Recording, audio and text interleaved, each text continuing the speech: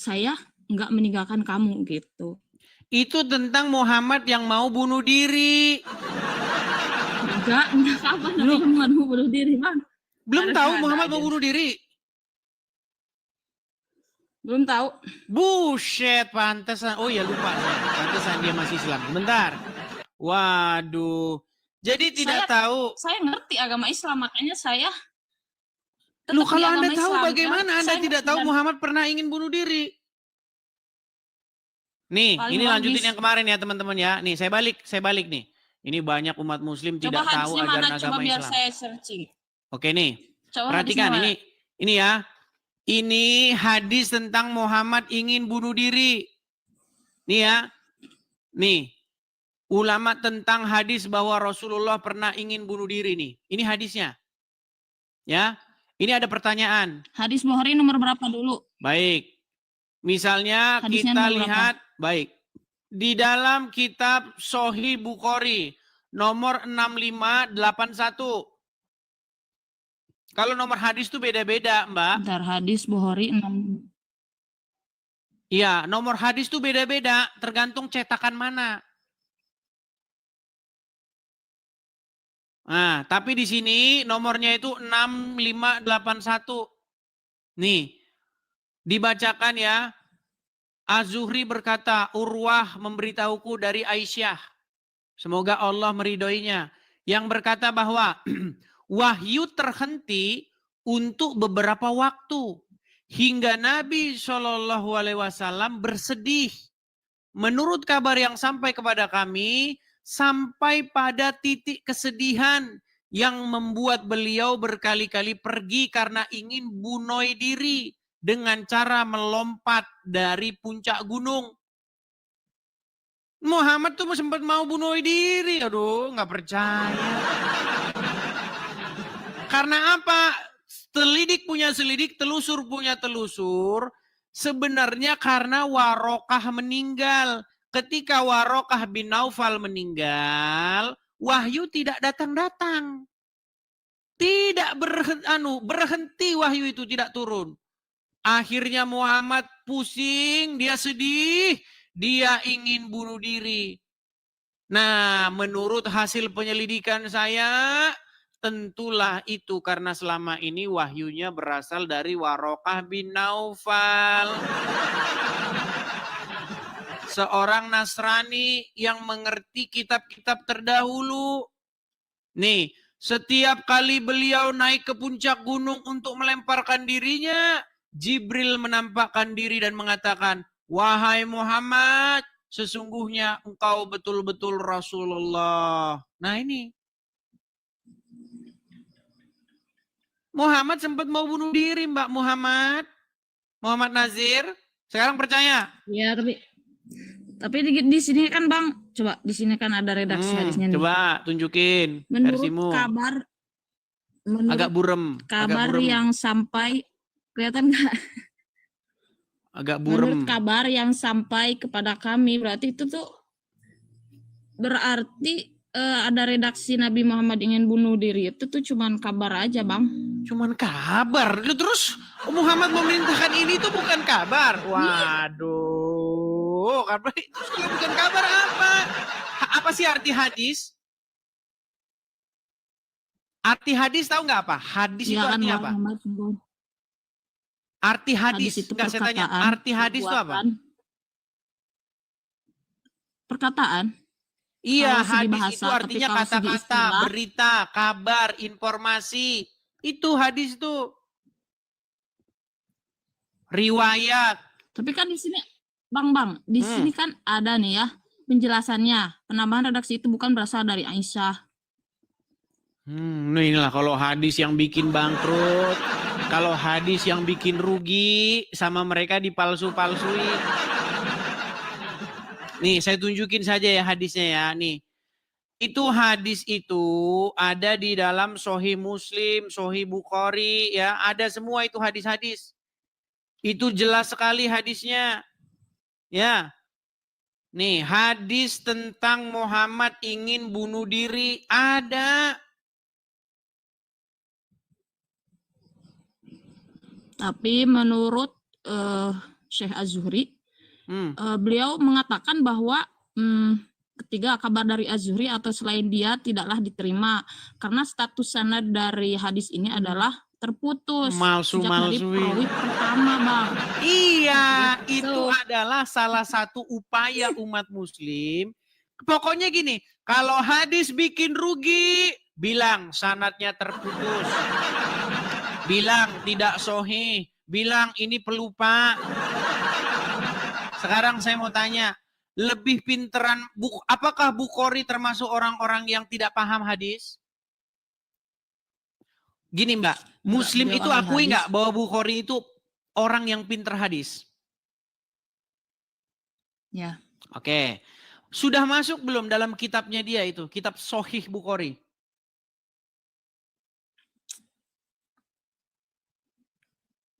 Itu sama seperti hadis Aisyah Aisyah dinikahi Muhammad ketika berumur 6 tahun dan digauli ketika berumur 9 tahun. Sama umat muslim zaman sekarang itu akan dipalsu-palsukan.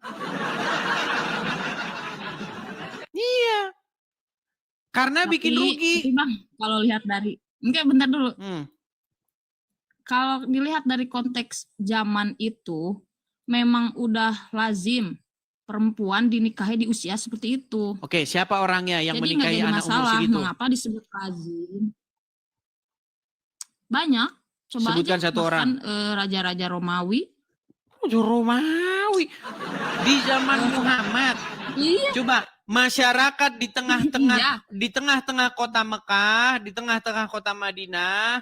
Kalau memang tadi Mbak Muhammad mengatakan itu adalah hal yang lumrah dan lazim, sebutkan satu orang di zaman Muhammad yang seperti Muhammad menikahi anak di bawah umur. Siapa namanya? Mana literaturnya? Bentar. Agak ada gimana? Itu adalah syubhat atau jawaban yang digembar-gemborkan untuk membela Muhammad mati-matian. Pada zaman itu sudah lumrah. Ngarang. Mana? Siapa orangnya? Umur 6 tahun itu baru masuk kelas 1 SD. Masih ingusan, meler masihan ini. Masih begitu-begitu. Bahkan Aisyah itu masih main boneka-bonekaan. Aisyah itu masih main boneka. Ada hadisnya.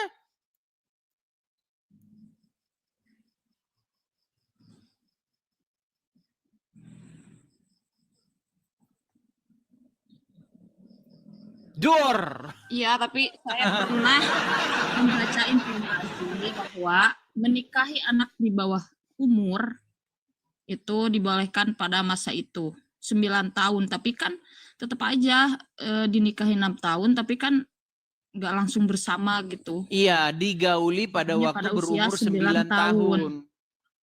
Apakah 9 tahun? Pada usia 12 tahun. 12 tahun, 9 tahun. Tapi ada ini hadis dari Coba mana hadisnya?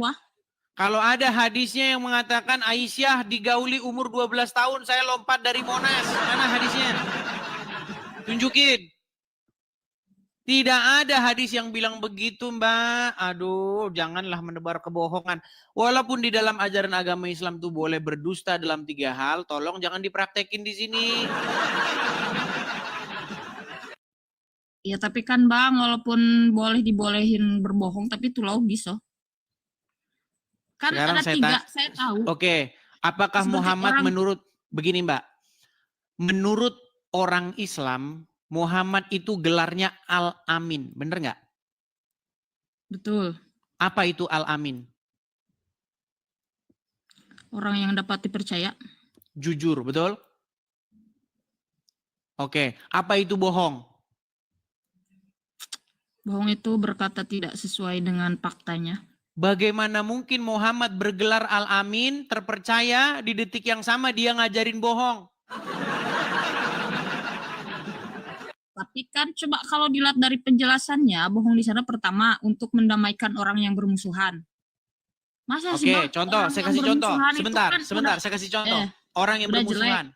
Contoh, ada mazhab, taruhlah mazhab Hanafi dengan mazhab Hambali. Mereka kan beda. Iya. Nah, contohnya Beda. masalah kunut dan tidak kunut. Menurut mazhab yang A, kunut, wajib kunut. Sholat subuh wajib kunut.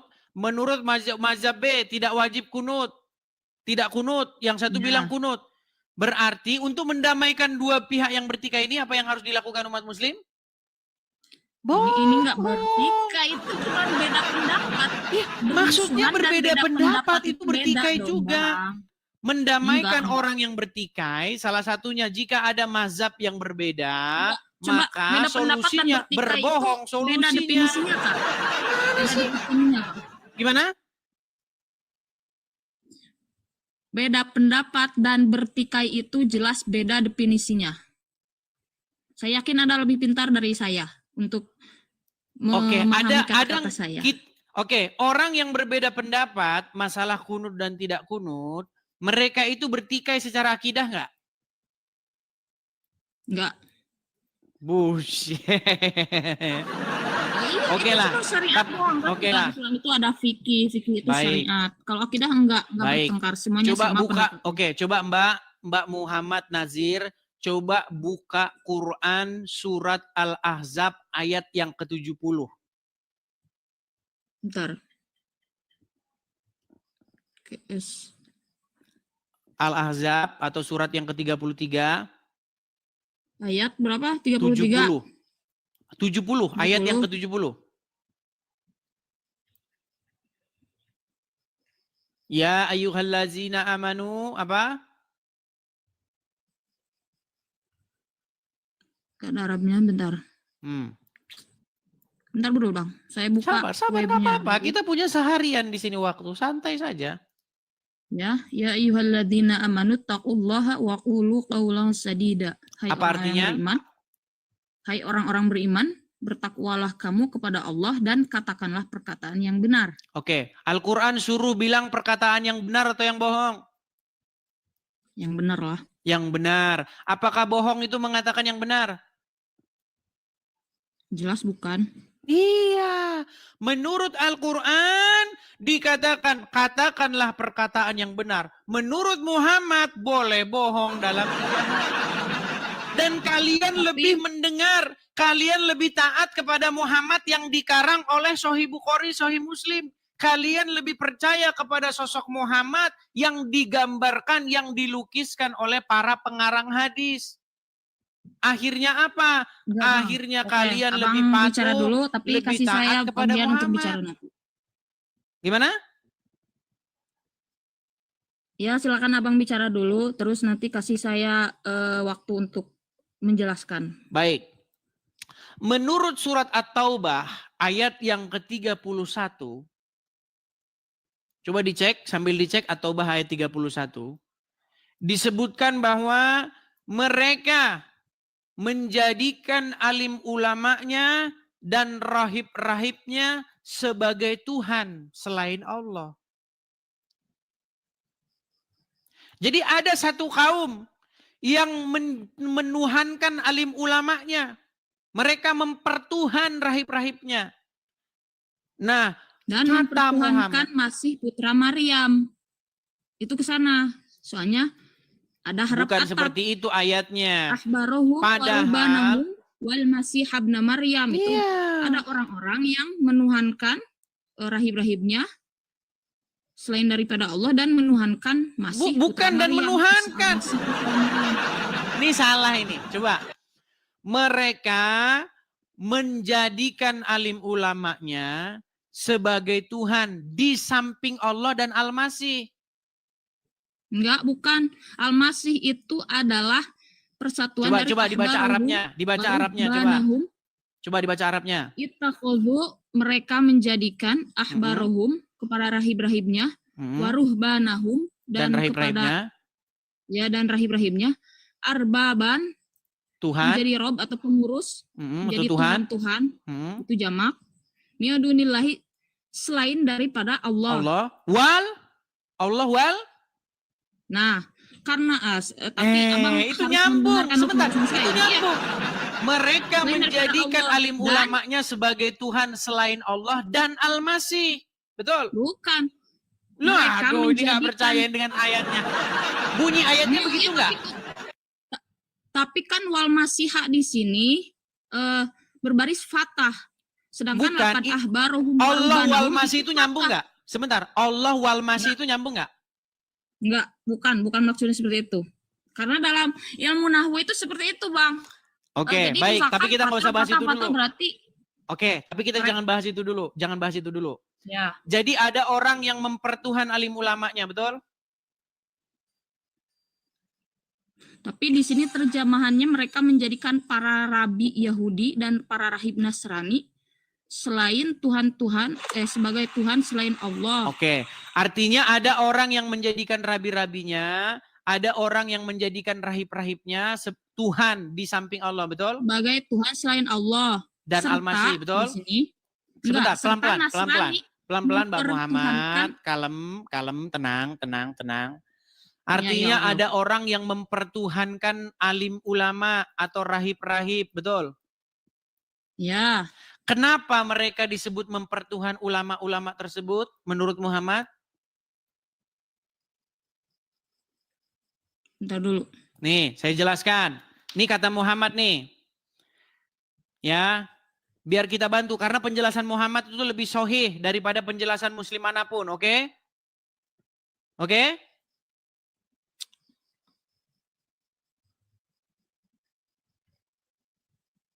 Nih, sebentar. Di dalam tafsir Ibnu Katsir, Muhammad menjelaskan ayat ini. Perhatikan ya, saya bantu. Nanti inilah bukti umat Islam sudah mempertuhan Muhammad nih. Perhatikan. Enggak. Lihat ya. Saya enggak Surat setuju. At-Taubah ayat 31. Perhatikan. Orang-orang Yahudi berkata, Uzair putra Allah. Dan orang-orang Nasrani berkata, Al-Masih putra Allah. Demikian itulah ucapan mereka dengan mulut mereka. Mereka meniru perkataan orang-orang kafir yang terdahulu. Dilaknati Allah lah mereka. Bagaimana mereka sampai berpaling. Mereka menjadikan orang-orang alimnya dan rahib-rahib mereka sebagai Tuhan selain Allah. Dan juga mempertuhankan Al-Masih dan seterusnya. Nih ya. Nih, nanti Muhammad menjelaskan ayat ini. Perhatikan. Adalah seseorang yang bernama Adi ibn Hatim. Perhatikan ya. Nih. Webnya apa, Bang? Webnya apa sih? Nih Itu tafsir nama-nama Ibnu itu. Katsir. Tafsir Ibnu Katsir. Ya. Nah, di sini apa yang dikatakan Muhammad? Perhatikan. Pernah ada seorang yang memprotes ayat ini. Bentar ya. Perhatikan. Saya kasih tunjuk ada orang yang pernah datang kepada Muhammad bertanya tentang ayat ini. Nih, lihat ya. Coba Mbak Muhammad Nazir, saya bacakan saja dari sini. Percayalah sama saya tidak mungkin mengada-ngada Mbak.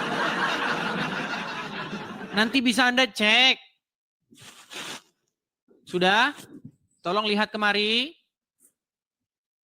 Oke, lihat ya. Nih. Bahwa sampai kepadanya dakwah dari Rasulullah. Sampai kepada Adi ibn Hatim. Ya. Ia lari ke negeri Syam. Sejak zaman jahiliyah, ia telah masuk agama Nasrani. Kemudian saudara perempuannya ditahan bersama sejumlah orang dari kaumnya. Lalu Rasulullah menganugerahkan kebebasan kepada saudara perempuan Adi ibn Hatim yang memberinya hadiah. Makasih. Nih, saudara perempuan Adi ibnu Hatim kembali kepada saudara laki-lakinya dan menganjurkannya untuk masuk Islam dan menghadap kepada Rasulullah SAW. Akhirnya Adi datang ke Madinah. Dia adalah pemimpin kaumnya, yaitu kabilah Tayyi.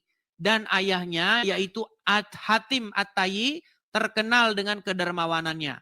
Maka orang-orang Madinah ramai membicarakan kedatangan Adi ibn Hatim yang mau masuk Islam. Nah, kemudian Adi masuk menemui Rasulullah. Sedang pada leher Adi tergantung salib yang terbuat dari perak. Saat itu Rasulullah sedang membacakan firman-Nya. Nih, Muhammad lagi baca At-Taubah 31.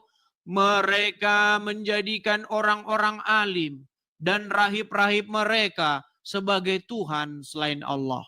Kemudian Adi melanjutkan kisahnya bahwa ia menjawab, sesungguhnya ya Rasulullah, mereka tidak menyembahnya.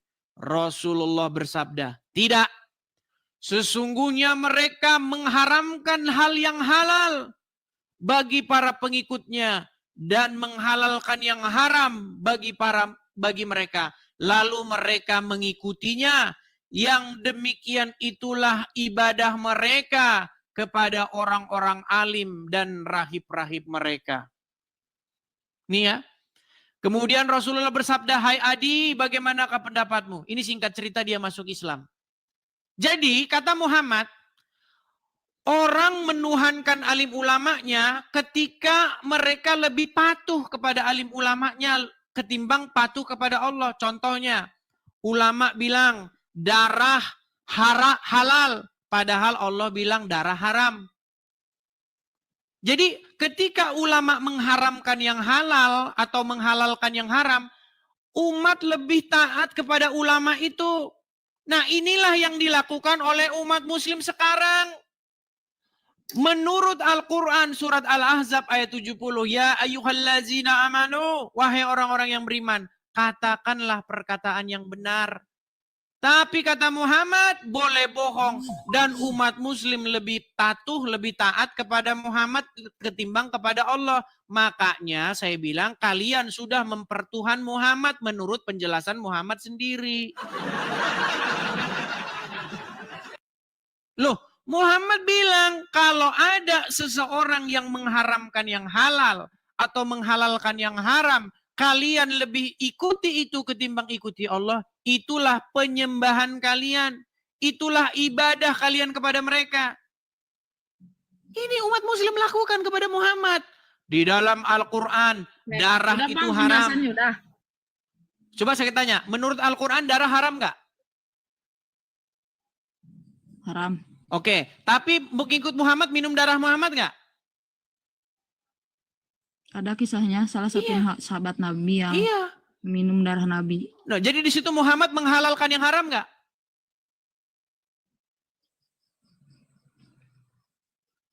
Kan beliau itu Nabi, Bang. Jadi wajar lah kalau darahnya beda dari biasa. Berat ini. Di situ kan? Jelas Muhammad menghalalkan yang haram. Dan umat muslim lebih patuh kepada Muhammad ketimbang patuh kepada Allah. Makanya kalian lebih mempertuhan Muhammad. Enggak. Jadi begini Bang, kan fungsi hadis itu untuk menjelaskan. Fungsi hadis itu untuk menjelaskan atau memperkuat. Jadi pada saat di surat Al-Ahzab ayat 71 tadi memang Allah melarang untuk bohong gitu kan, harus berkata benar.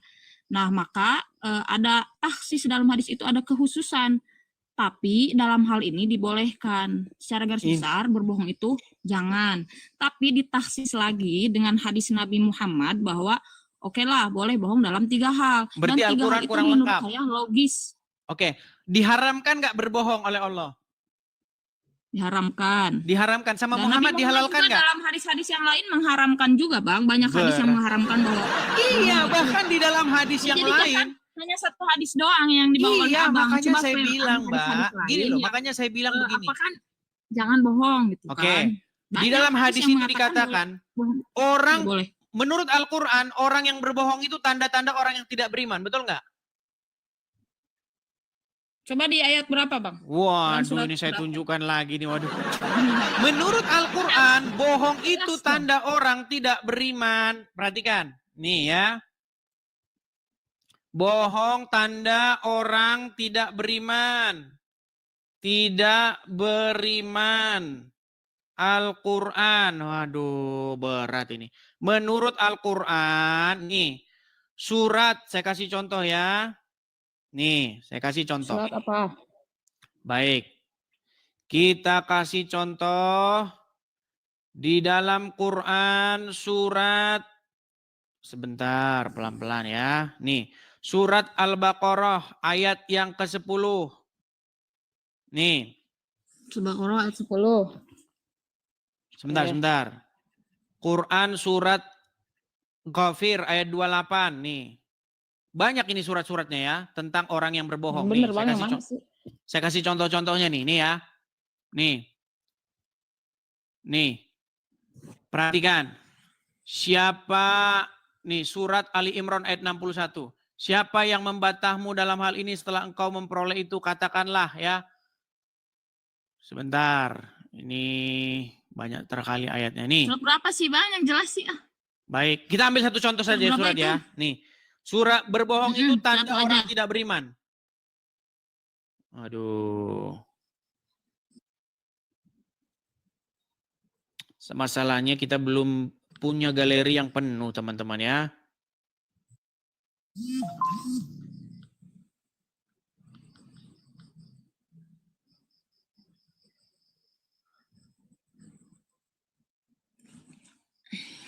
Sabar. Tapi tetap aja sih kan 3 hal bohong itu kan emang logis lah. Coba pasti saya yakin hati kalian kalau dengan bersih menerimanya itu logis. Orang yang bertikai ya kita damaikan. Misalkan seorang suami Perhatikan. berbohong kalau istrinya itu cantik, baik, nih. itu kan ya nggak Nih. apa-apa sih. Surat Coba. An-Nahl ayat 105. Sesungguhnya Surat An-Nahl. yang mengada-adakan kebohongan hanyalah orang yang tidak beriman. Nah, orang yang mengada-adakan, yang mengada-adakan sesuatu yang nggak ada dibilang ada, yang bohong, itu adalah orang-orang yang tidak beriman kepada ayat-ayat Allah. Dan mereka itulah orang-orang pendusta. Betul.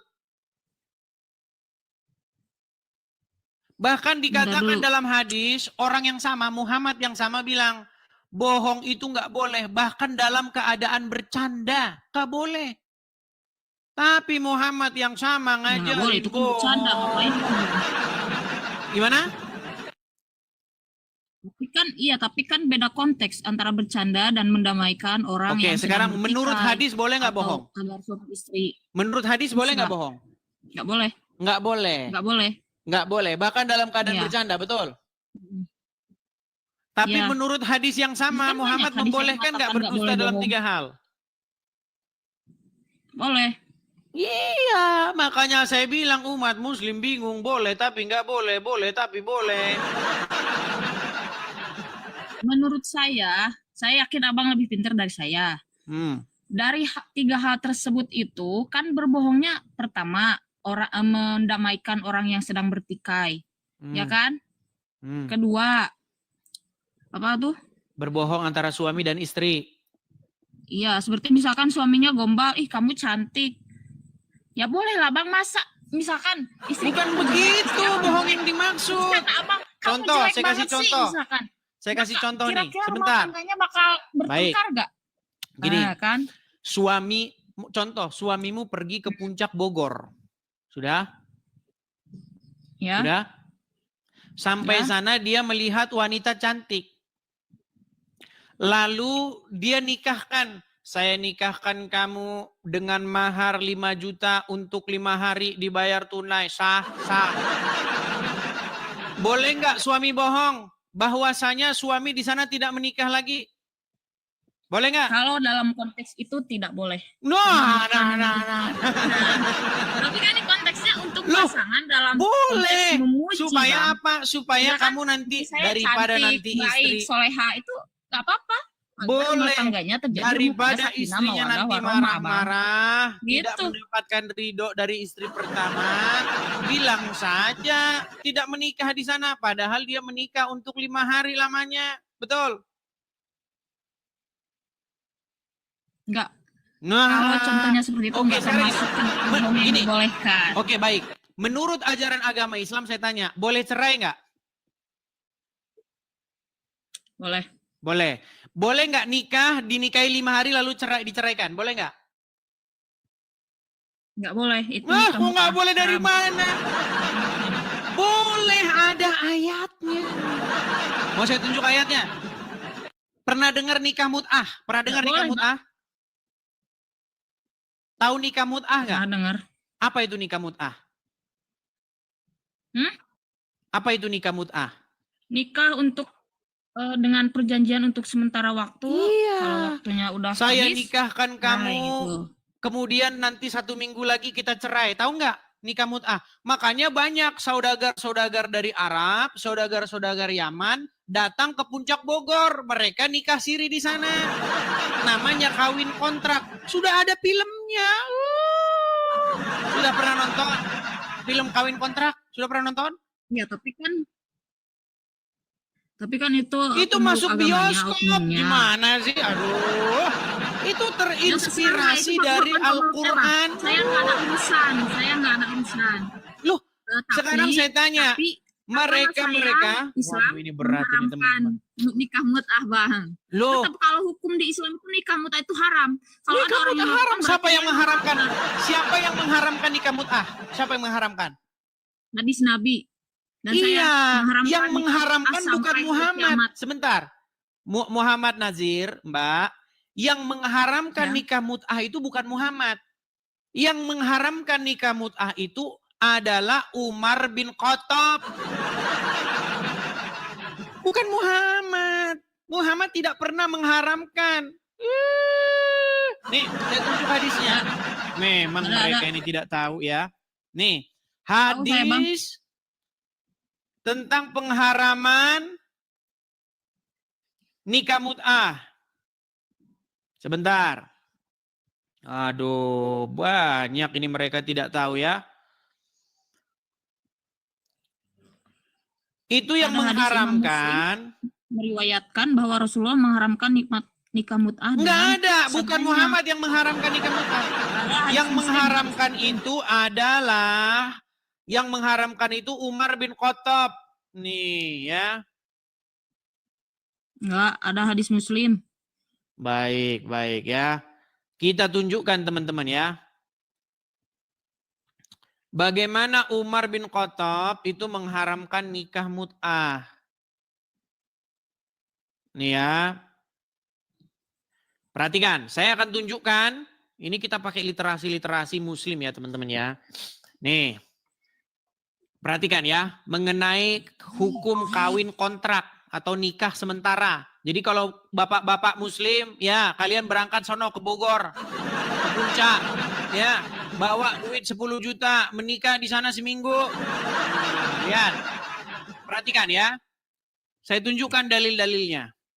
Bagaimana Umar bin Khattab itu melarang, ya, melarang nikah mut'ah ini. Nih, dalam hadis yang diriwayatkan At-Tirmizi, Abdullah bin Abbas, ya, RA mengatakan bahwa nikah mut'ah pernah dibolehkan di awal-awal pensyariatan. Saat itu, seorang yang mengembara di suatu negeri tanpa memiliki pengetahuan beberapa lama akan tinggal. Lalu dia menikah dengan seorang wanita sekedar masa bermukim di negeri itu. Istrinya itu memelihara hartanya dan mengurusinya hingga turunnya ayat yang berbunyi. Nih, ayatnya berbunyi nih. Itu ada suratnya. Ya, aduh jangan ditutup kameranya. Sebagaimana Al-Quran, nih perhatikan ya, nah ini saya bacakan lagi nih. Misalnya tentang mut'ah, dibolehkannya ketika terpaksa, setelah itu diharamkan. Seperti apa yang diriwayatkan oleh Ali bin Abu Thalib dan beberapa sahabat yang lain. Antara lain sebagai berikut, dari Saburah al-Jurhani. Sesungguhnya ia pernah berperang bersama Nabi dalam peperangan Fathul Makkah. Kemudian Nabi memberikan izin kepada mereka untuk kawin mut'ah. Ya. Katanya kemudian ia Saburah tidak pernah keluar sehingga Rasulullah mengharamkan kawin mut'ah itu. Ini nikah mut'ah ini yang mengharamkan ini kontroversi sampai Umar bin Khattab. Umar bin Khattab akhirnya yang mengharamkan ini. Ya. Jangan dibalik kameranya, jangan malu jadi orang Islam. Nih, katakan ya nih. Dalam satu riwayat dari Arabi, nih, ini perhatikan. Wahai manusia, ini kata Rasulullah nih. Wahai manusia, dahulu aku mengizinkan kamu nikah mut'ah. Kemudian ketahuilah bahwa Allah SWT telah mengharamkannya sampai hari kiamat. Dulu pernah dihalalkan. Nah, itu kan ada. Berarti haram sampai hari kiamat. Oke, berarti sempat dihalalkan nggak? Berarti haram. Berarti pernah halal nggak? Apa? Pernah halal nggak? Zaman dulu. Pernah Waduh, sekali-kali karena lihat kondisi berat. dan keadaan. Pernah halal nggak? Pernah halal nggak? Pernah saat zaman perang. Nih saya tunjukin dalilnya ya. Di mana sebenarnya itu dalam Al-Quran? Nih, saya kasih tunjuk dalilnya dalam Al-Quran. Di dalam surat An-Nisa ayat yang ke-24. Nih, waduh, memang orang Islam sulit ini dengan menerima kenyataan. Perhatikan, perhatikan. Nih, surat An-Nisa ayat yang ke-24. Lihat ya. Oke. Dan diharamkan juga kamu mengawini wanita yang bersuami. Kecuali wanita yang bersuami pun boleh. Yaitu wanita-wanita yang bersuami yang keadaannya seperti apa? Yang sudah jadi budak yang kamu miliki. Sebagai ketetapannya atas kamu. Dan dihalalkan bagi kamu yang selain yang demikian itu mencari istri-istri dengan hartamu untuk dikawini, bukan untuk berzina. Maka istri-istri yang telah kamu nikmati, maksudnya telah disetubuhi ya, di antara mereka, berikanlah kepada mereka maharnya. Berikan bayarannya sebagai suatu kewajiban. Nah ini. Dan tiadalah mengapa bagi kamu terhadap sesuatu yang telah kamu saling merelakannya sesudah menentukan mahar itu. Jadi kalau kalian sudah saling merelakan, oke seminggu kita cerai ya, iya. Gak apa-apa, yang penting maharnya sudah Kalau perempuan itu dibayar. merelakan dia nggak dikasih mahar, ya udah berarti nggak apa-apa. Misalnya kata perempuannya, nggak apa-apa lah, saya nggak berat dikasih ini. mahar. Ini Nah, masalah berarti nggak nikah apa-apa, mut'ah. merelakannya di sana Kalau nggak gitu, percaya Bang. baca dalam Bukan. tafsir-tafsirnya. Ini loh, banyak ini. Ini berbicara tentang nikah mut'ah. Gimana sih? Nih baca di sini banyak Bukan, ini bukan, ya. bukan. Nih. Baca aja di sini, banyak ini. Yakni orang-orang yang menjaga kehormatannya dan menjauhi perbuatan zina. Nih, bukan untuk berzina, tapi untuk menikah. Ya dikasih maharnya. Yakni mahar Ya, yang nikah, kamu relakan. mahar. Nih, Rasulullah telah melarang dan mengharamkan nikah mut'ah. Ini tadinya tentang mut'ah ini. Tapi sayangnya tidak ada nasik mansuknya di Quran. Nih, yakni mahar yang kamu relakan untuk mereka. Rasulullah telah melarang dan mengharamkan nikah mut'ah. Diriwayatkan oleh Imam Bukhari dan Muslim dari Ali bin Abu Thalib. Ia berkata, Rasulullah telah mengharamkan nikah mut'ah dan daging keledai pada perang Khaibar. Dan dikeluarkan oleh Imam Muslim dari Rabi bin ini dan Sabura dari ayat dan seterusnya ini. Nih. Hai manusia, sesungguhnya dulu aku mengizinkan kalian untuk mengawini para wanita dengan nikah mut'ah. Dulu zaman Muhammad, Dan kamu kini saya kasih duit Allah ya, telah nikah kita 7 hari. mengharamkannya hingga hari kiamat. Berat Ya, ini tapi berat. kan sekarang konteksnya zaman sekarang, Bang. Karena tahu nggak Muhammad Nazir kenapa kamu jadi seperti ini? Karena kamu Ya, tapi karena kan konteksnya karena di saya zaman tahu karena sekarang, Bang. nalarmu Ini kan kita loh ini lagi kok hidup di seperti zaman prostitusi sekarang. terselubung. Dengar, nalarmu kan berpikir ini kok macam seperti prostitusi berselubung. Kan kamu gitu kan? Nih, sesungguhnya dahulu aku Enggak. mengizinkan kalian. Ini Kini disesuaikan Allah dengan telah zaman, Bang. mengharamkannya Disesuaikan hingga dengan hari zaman. kiamat. Maka barang siapa yang melakukan hal itu, maka hendaklah ia meninggalkannya dan janganlah Hendaklah ia kalian mengambil meninggalkannya. apa yang kalian telah berikan kepada istri-istri dengan kalian mut'ah. Nih ya, maksudnya begini loh, ini nikah mut'ah ini itu dilarang di hadis, nggak ada di Quran. Ini ayat ini masih berlaku, Kan tapi hadis biasa itu umat muslim kan menjelaskan ngarang ayat hadis, Al-Quran, dibikin jadi hadis nggak ngarang. masalah. Jadi nggak masalah. Fungsinya hadis itu menjelaskan ayat Al-Quran, jadi nggak masalah. Dengar, Walaupun nggak ada di Quran juga. dengar. Sekarang saya tanya, apakah ada pembatalan ayat nikah mut'ah itu di Quran? Tidak ada nasih dan Tidak mansuknya. ada. Tidak ada nasih mansuknya di Quran. Makanya umat muslim harus ngarang hadis bahwa itu diharamkan oleh Muhammad di hadis. Kenapa? Kenapa saya mengatakan bahwa hadis itu karangan? Karena ada hadis yang selanjutnya mengatakan bahwa di zaman Umar bin Khattab menjadi khalifah, nikah mut'ah masih dilaksanakan. Lalu Umar bin Khattab lah yang menghapuskan nikah mut'ah itu. Kalau memang Ya, di berarti zaman itu Muhammad emang sudah orang yang melaksanakan nikah aduh, mut'ah itu berat ya ini, gak berat, nurut, Mbak. berat. Salah dari hadisnya. Bener kan? Kalau Nabi Muhammad udah ngelarang, tapi pada saat di zaman Umar bin Khattab ada yang masih melakukan. Berarti emang orang-orang tersebut yang emang Oke. melanggar dari hadis Baik. Nabi tersebut, larangan hadis Saya jawab. Nabi. Saya jawab. Sekarang Muhammad Nazir, kalau ada wahyu tentang pelarangan nikah mut'ah, maka wahyu itu harus masuk ke dalam Al-Quran, betul? Ulang Bang, ulang delay. Kalau Muhammad dapat wahyu, seharusnya wahyu masuk kemana?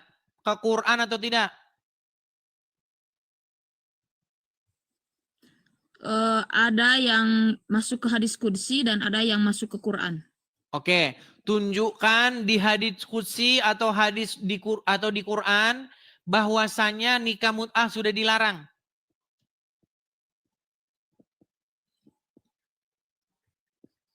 Bentar. Saya searching dulu. Google lagi, Google Abang juga searching dari Google kan? Abang juga Google lagi. Loh, saya Google supaya cari data doang. Cari biar bisa saya tampilkan di layar. Kalau sebelumnya saya sudah tahu.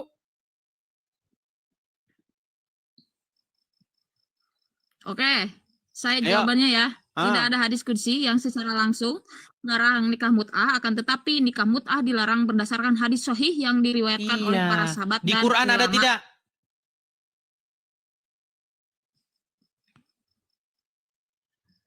Terlalu pelarangan nikah mut'ah. Ya nggak apa-apa sih Bang, nggak ada di hadis qudsi. Sampai kiamat dicari nggak ada di Quran. Yang penting di hadis ada, karena hadis juga menjadi sumber hukum bagi agama Islam. Jadi nggak masalah. Menurut saya nggak masalah. Oke, begini Mbak. Kalau ada wahyu yang datang kepada Muhammad. Wahai Muhammad, nikah mut'ah sudah kuharamkan. Maka wahyu itu harusnya masuk ke dalam Quran. Setuju?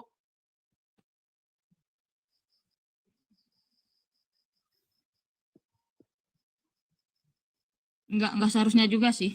Berarti Muhammad tidak memasukkan wahyu-wahyu ke dalam Quran. Berarti kalau Muhammad dapat wahyu tidak ditulis oleh para sahabat. Berat ini teman-teman.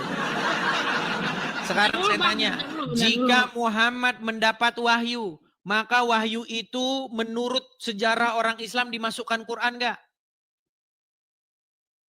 Dimasukkan Quran. Iya, tapi kenapa wahyu pengharaman nikah mut'ah tidak masuk Quran? Karena memang nggak ada. Yang ngarang itu para pengarang hadis. Gimana? Emang nikah mut'ah nggak ada di Al-Quran pelarangannya, tapi dalam hadis ada, dan semua tingkah laku Nabi Muhammad, perkataannya itu bisa menjadi sumber rujukan. Karena Al-Quran sendiri apakah Muhammad Oke. Menurut surat An-Nahl. Oke, coba baca surat An-Nahl ayat 3 dan 4. Bentar dulu. Penjelasan saya dulu Bang, dengerin dulu. Jangan. Mengapa perkataan Nabi Muhammad harus dituruti? Kan memang sudah dilegalitas oleh Al-Quran. Kata Allah kan, apa itu? Sesungguhnya Nabi Muhammad itu berada pada contoh yang baik. Laqad kana lakum fi Rasulillahi uswatun hasanah. Jadi apa yang beliau sabdakan, apa yang beliau lakukan berarti itu baik. Gitu. Oke. Menikahi anak di bawah umur baik. Semuanya sih. Menikahi anak di bawah umur baik. Tergantung konteks zaman. Tergantung konteksnya lagi sekarang kan. Semuanya berubah kan. Katanya tadi baik, sekarang nggak baik. Berarti suri tauladannya itu bukan sepanjang masa. Sepanjang masa. Kalau sepanjang masa berarti sekarang baik nggak menikahi anak di bawah umur? Tergantung Bang. Tergantung. Coba, terus nih gimana? Anak di bawah umur zaman dulu, zaman Nabi Muhammad, segede apa, sedewasa apa, secerdas apa. Baik. Dan anak di bawah umur zaman sekarang, beda, jelas beda, pola pikir jauh menurut saya. Karena pengaruh makanan, Apakah cuaca umur dan 6 tahun, apakah umur 6 tahun di zaman Muhammad itu anak di bawah umur atau dewasa? bisa saja disebut di bawah umur atau bisa juga disebut dewasa. Tergantung orangnya. Umur 6 tahun sudah dewasa? Tapi kan tidak ada syarat harus menikahi wanita dewasa, Bang. Tadi katanya segala yang dilakukan Muhammad itu contoh yang baik. Sekarang kita ambil contoh yang dilakukan Muhammad ternyata tidak baik. Ini gimana sih? Muhammad menyuruh wanita menyusui pria yang dewasa. Tahu nggak? Mana hadisnya? Waduh, banyak nggak taunya dia teman-teman. Jadi gini Bang, Abang itu kan seorang APG, jadi pasti kecil atau besarnya pasti mencari kesalahan agama yang Abang bahas. Atau mencari kesalahan. Oh, sudah salah kok dicari kesalahannya. Pernah dengar hadis itu nggak? Bahwa Muhammad menyuruh wanita yang sudah dewasa menyusui pria yang sudah dewasa, yang bukan suaminya. Pernah dengar hadis itu? Belum pernah. Belum pernah. Kita kasih tunjuk teman-teman. Kita harus bersabar ya teman-teman ya. Karena banyak muslim tidak tahu hadis ini. Jadi teman-teman jangan bilang temanya kok sama dengan yang kemarin ya. Karena banyak muslim yang kemarin tidak datang ya. Baik. Karena muslim kemarin tidak datang, jadi teman-teman sabarlah terhadap muslim yang kemarin belum datang dan belum tahu ya. Lihat. Mbak Muhammad Nazir Hussein, perhatikan. Perhatikan, ya. Dari Hadis Aisyah. apa itu? Coba saya kasih tahu.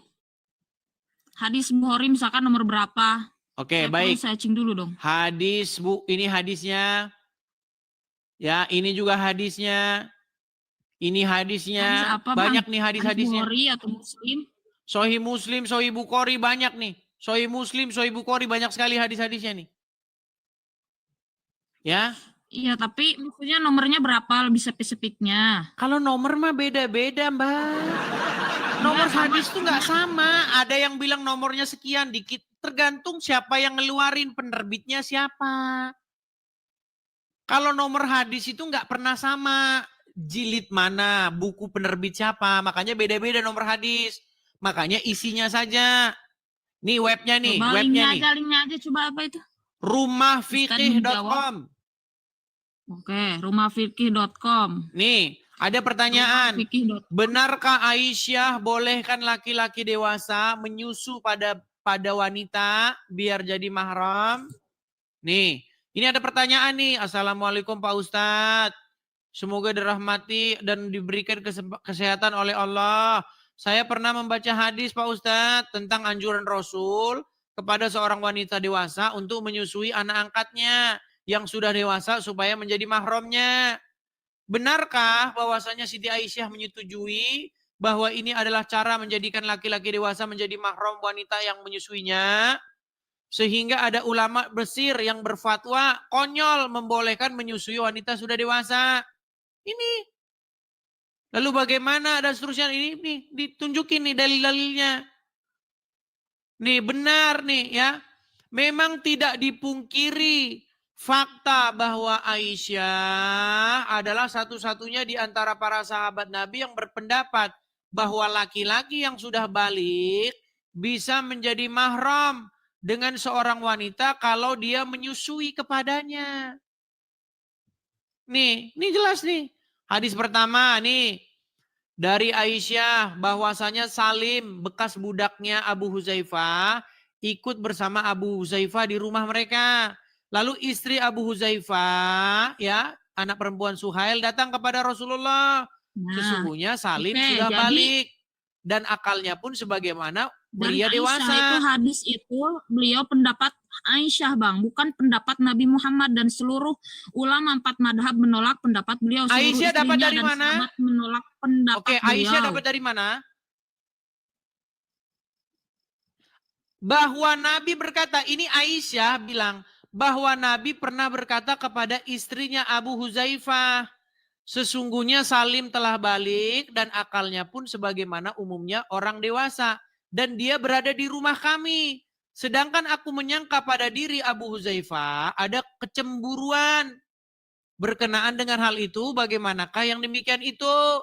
Nabi bersabda kepadanya, susuilah dia, maka kamu menjadi haram kepadanya.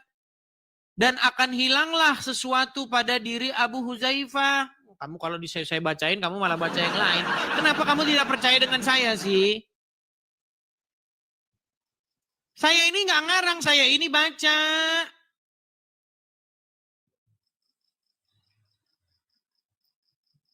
Nih, lalu Sahlah pulang, kemudian dia berkata, sungguh aku telah menyusuinya.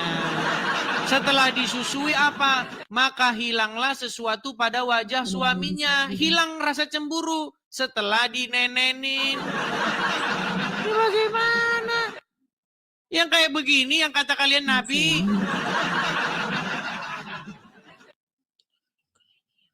Berat, saudara-saudara. Ayo. Jangan terguncang, jangan terguncang. Kalau terguncang, gini, saya dari tadi kan cerita Islam. Coba Muhammad Nazir. Waduh, dia kayaknya udah anu dia. Langsung aduh. Muhammad Nazir, dengar saya sekarang. Oke, Ya, saya mengadang-adang nggak itu? Saya mengadang-adang nggak? Saya mengadang-adang nggak? Tapi itu kan solusi dari Aisyah, Bang. Aisyah kemudian menjawab bahwa solusinya bisa saja laki-laki itu disusui agar bisa menjadi mahram. Sehingga tidak lagi jadi masalah kalau ada kebutuhan. Oke, artinya begini, Itu kan sebentar. hanya sekedar Begini, saran Muhammad Aisyah. Nazir. Pelan-pelan ya. Misalnya kamu punya suamimu punya anak angkat. Taruhlah anak angkatnya umur 17 tahun. Dan kamu serumah dengan anak angkat dari suamimu. Biar suamimu tidak cemburu, kamu harus menyusui anak angkatmu itu. Betul? Tapi di sini yang diangkatnya dari sejak kecil. Iya, dan setelah dewasa, wajah suaminya itu cemburu. Dia ngadu sama Muhammad, ya Rasulullah di rumah kami ini ada Salim. Udah besar dia. Nah karena dia sering di rumah, suami saya itu cemburu. Lalu Muhammad memberi solusi, susuilah dia. Lalu bilang Sahlah, bagaimana saya susui dia? Dia sudah jenggotan katanya. Muhammad tersenyum. Saya tahu dia sudah dewasa. Susui dia.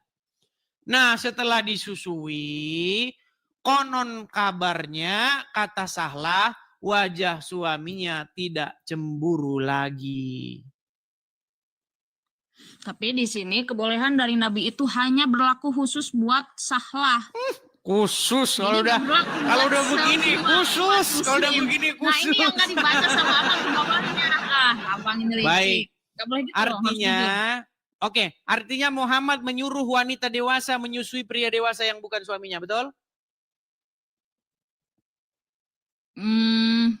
Khusus untuk ini aja kasus. Khusus, ya artinya benar. Artinya ada kejadian ya. Artinya ada kejadiannya ya.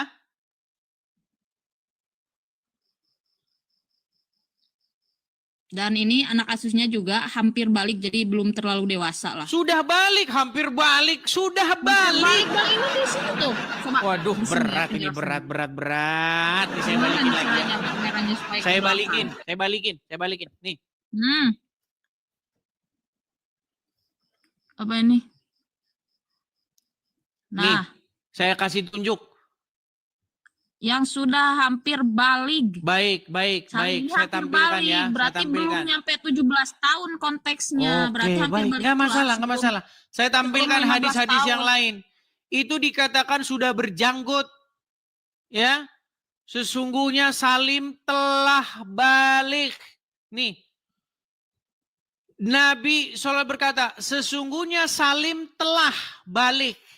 Dan akalnya pun sebagaimana pada umumnya orang dewasa. Dan dia berada di rumah kami. Jelas? Bahkan banyak riwayat-riwayat lain ini nih. Dari Zainab binti Ummu Salamah. Ia berkata, Ummu Salamah berkata kepada Aisyah, sesungguhnya ada seorang yang sudah balik. Nih, sudah balik. Oke, anggaplah Salim ini, kan namanya juga beda pendapat, Bang. Iya, makanya Anggaplah saya Salim bilang ini udah itulah kalian. balik. Nah, kalau ada beda pendapat, nih saya kasih solusinya. Kalau Udah ada ada tuh orang cerita yang orang berbeda sudah balik. pendapat, maka berbohonglah.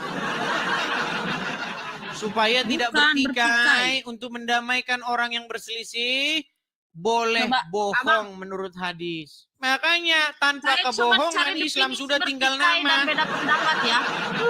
Bertikai Gimana? dan beda pendapat itu beda, Bang. Coba bertikai dan beda pendapat itu beda definisinya. Saya yakin. Oke lah, jangan ke situ lagi biar nggak muter-muter. Gini, saya cuma mau bilang begini. Coba Muhammad Nazir, gini. Tema kita kan dari awal ini loh, ini. Biar kita kembali ke tema ya teman-teman ya. Supaya kita panjang lebar tapi kita nggak ada intinya. Gini, dengar. Al-Quran bilang sosok yang suci itu siapa? Isa apa Muhammad? Kalau ada Al-Quran yang bilang Nabi Isa itu suci, ayat berapa? Quran surat berapa? Coba buka surat Maryam ayat yang ke-19. QS Maryam. Ya, Quran yang ke-19 ayat yang ke-19. 19. Oke. 19. 19. Dia Jibril berkata, sungguh aku ini hanya utusan Tuhan untuk menyampaikan anugerah kepadamu, seorang anak laki-laki yang suci. Oke, di dalam bahasa Arabnya disebutkan innama ana rasulu min rabbiki li ahaba laki gulaman zakian, betul? Ya. Siapa di situ gulam yang zakian itu? Siapa di situ yang suci di situ? Ya, Nabi Isa alaihissalam. Isa. Menurut Al-Quran yang suci itu adalah Isa, betul? Betul. Nah, sekarang adakah Muhammad disebutkan suci, orang yang suci? Ya kalau gak disebutin emang kenapa? Iya, artinya yang patut dicontoh, yang patut diteladani, yang diikuti siapa? Muhammad atau Isa? Dua-duanya harus diikuti. Bagaimana dua-duanya? Yang satu saja seperti tadi. Bang, begini, kan dalam agama Islam itu Nabi Isa juga sama seorang figur yang baik, suci.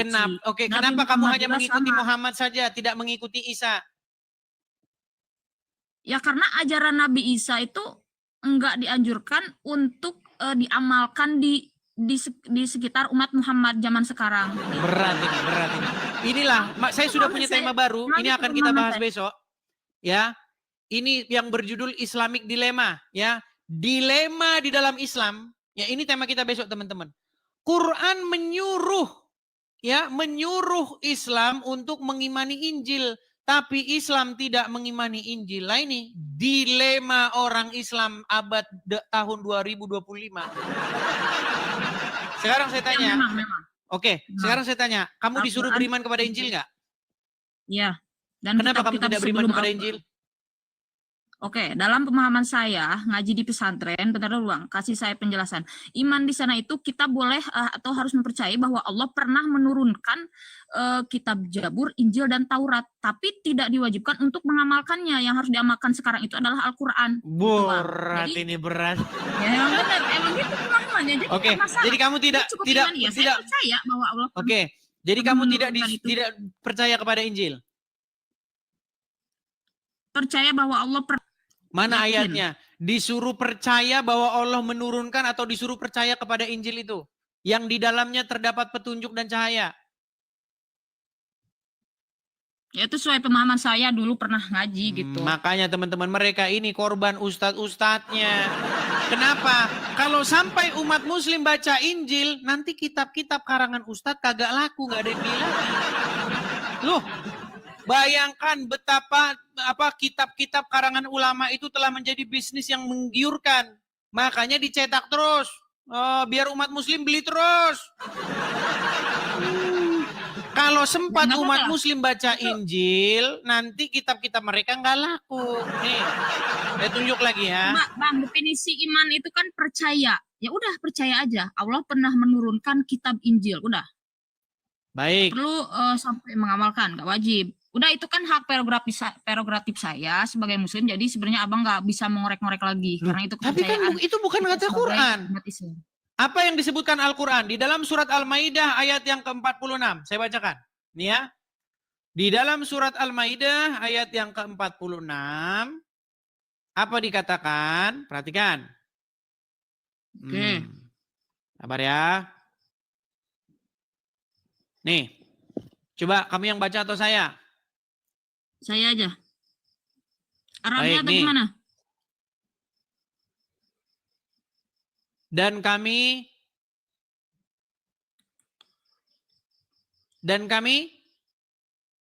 kami teruskan Ya, jejak mereka dengan mengutus Isa putra Maryam, membenarkan kitab yang sebelumnya yaitu Taurat, dan kami menurunkan Injil kepadanya.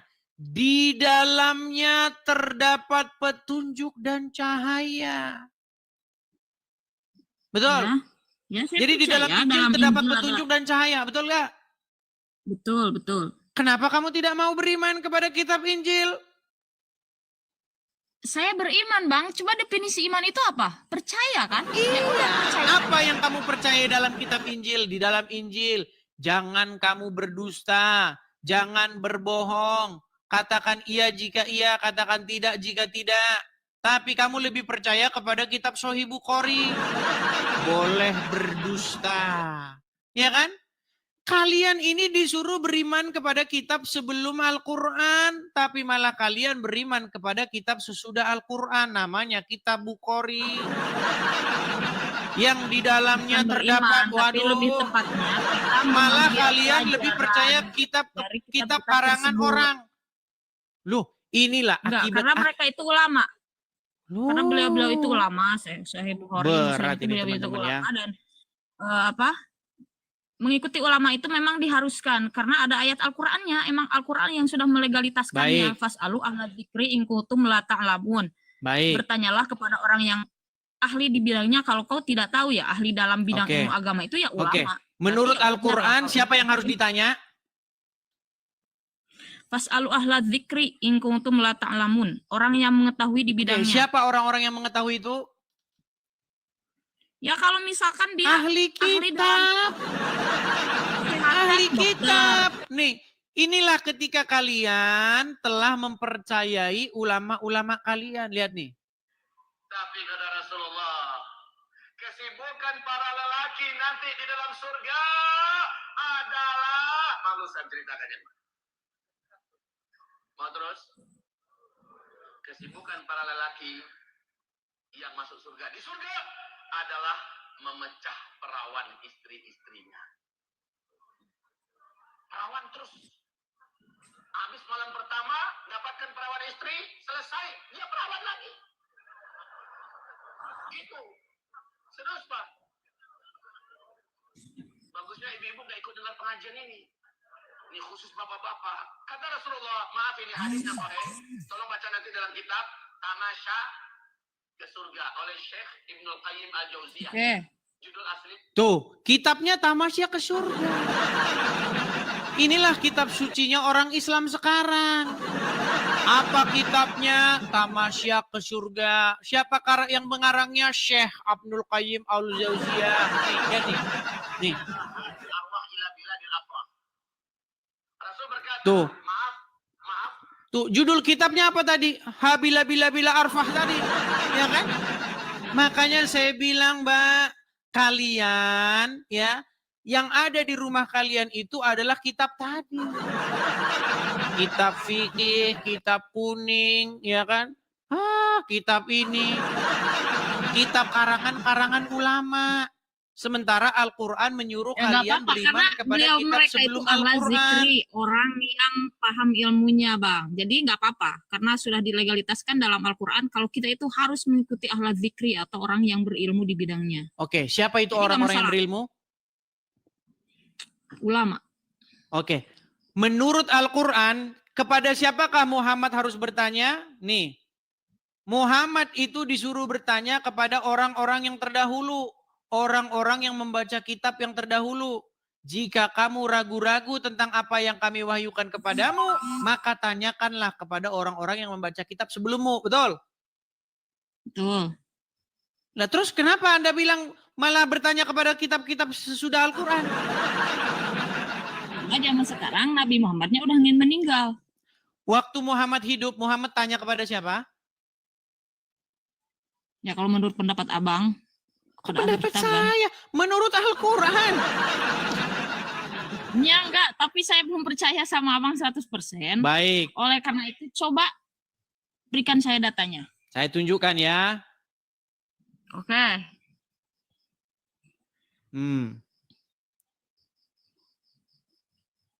Kita tunjukkan di dalam Quran surat sebentar.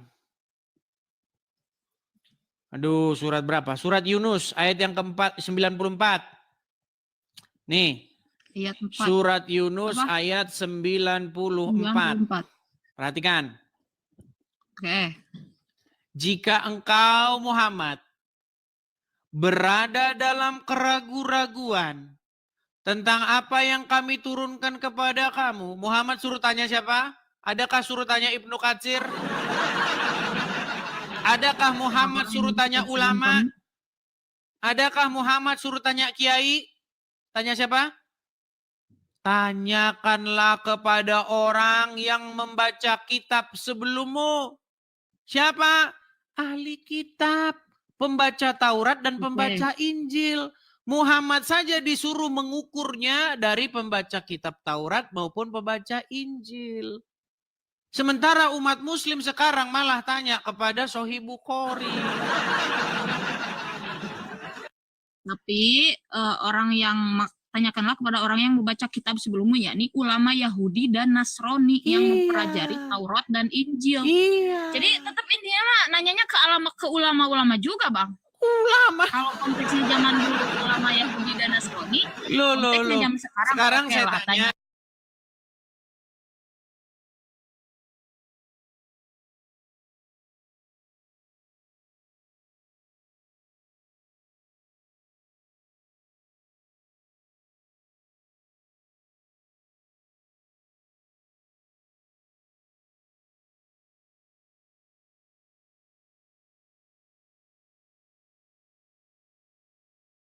suruh ke ahli yang kitab sebelum kamu.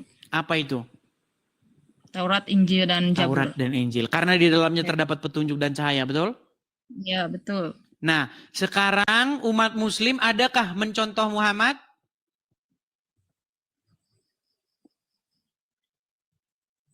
Tergantung orangnya kayaknya.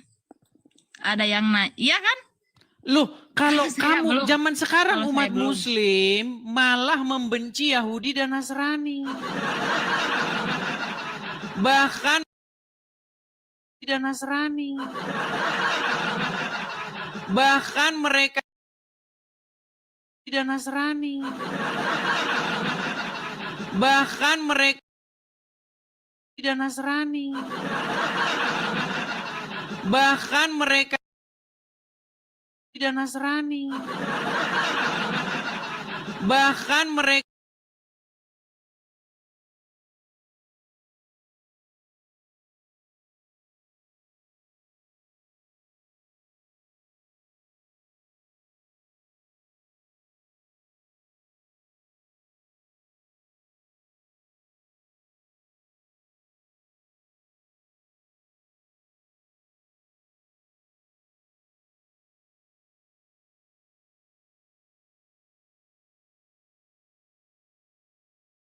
salah satu dari mereka di jalan. Ya, maka desaklah ia ke jalan yang sempit. suruh mendesak mereka ke jalan yang sempit, betul? Ya. Ini kan ajaran kalian kan? Ajaran Bukhari? Enggak. Ajaran Muslim? Tapi kan itu ada penjelasan hadisnya. Penjelasan hadisnya lagi kan. Di mana dalam hadis ini penjelasan hadis di mana? Aduh. Makanya saya bilang kepada Yahudi dan Nasrani, di dalam hadis suruh mendesak mereka ke jalan yang sempit. Makanya kalian ini lebih senang mengikuti kitab karangan Bukhari, karangan Sahih Muslim. Akhirnya kalian malah membenci mereka. Seperti yang dilakukan oleh Donditan. Duduk-duduk dengan Yahudi KW. Sok-sok membahas Kristen. Ini yang dilakukan ini. Bagaimana Donditan nih. Ya. Dengan Billy Yahudi. Om Billy Yahudi nih. Nih. Ya, tapi Yahudi gadungan. Nih.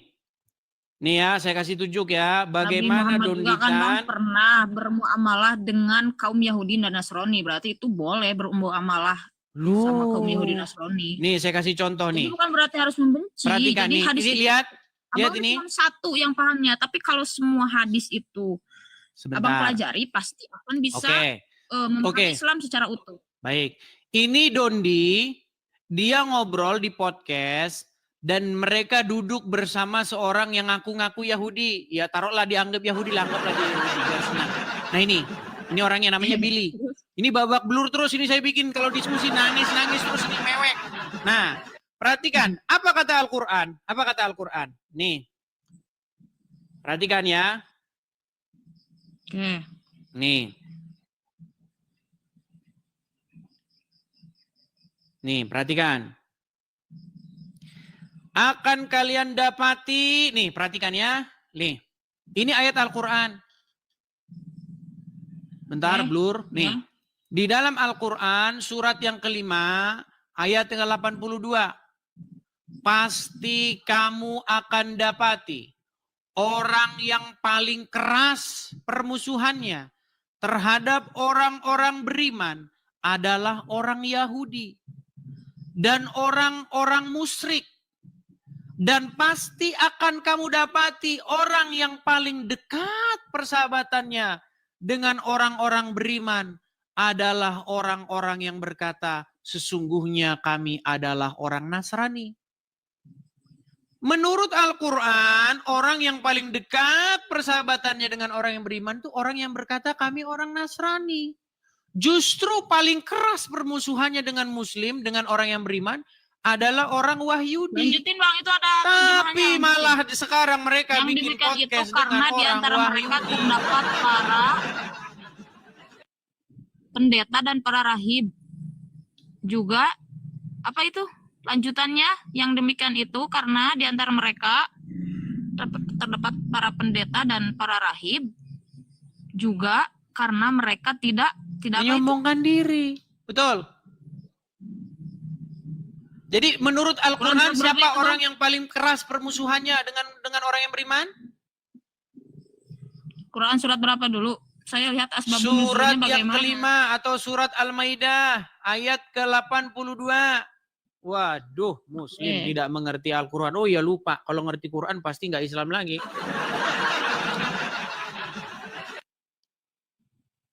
Quran surat Al-Maidah ayat ke-82.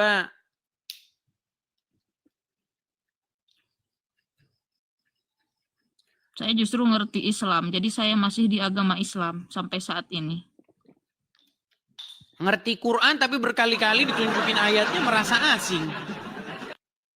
Ya, tapi kan ngerti itu bukan berarti hafal, Bang. Yang bilang hafal siapa? Bahkan kamunya merasa asing dengan ayat-ayat yang saya bacakan. Coba bacakan Al-Maidah. Oke, Al-Maidah 82 coba baca. Apa di dalam Al-Maidah 82 itu? Bentar, Arabnya apa artinya tuh? Artinya, silakan. Sungguhnya kamu dapati orang yang paling keras permusuhannya terhadap orang beriman ialah orang Yahudi dan orang musyrik. Dan sungguhnya kamu dapati yang paling dekat persahabatannya dengan orang beriman ialah orang yang berkata, sungguhnya kami ini orang Nasrani. Oke. Jadi menurut Al-Quran, orang yang paling dekat persahabatannya dengan beriman siapa? Orang Nasrani waktu Orang itu. Nasrani. Yang paling berat permusuhannya dengan Muslim siapa?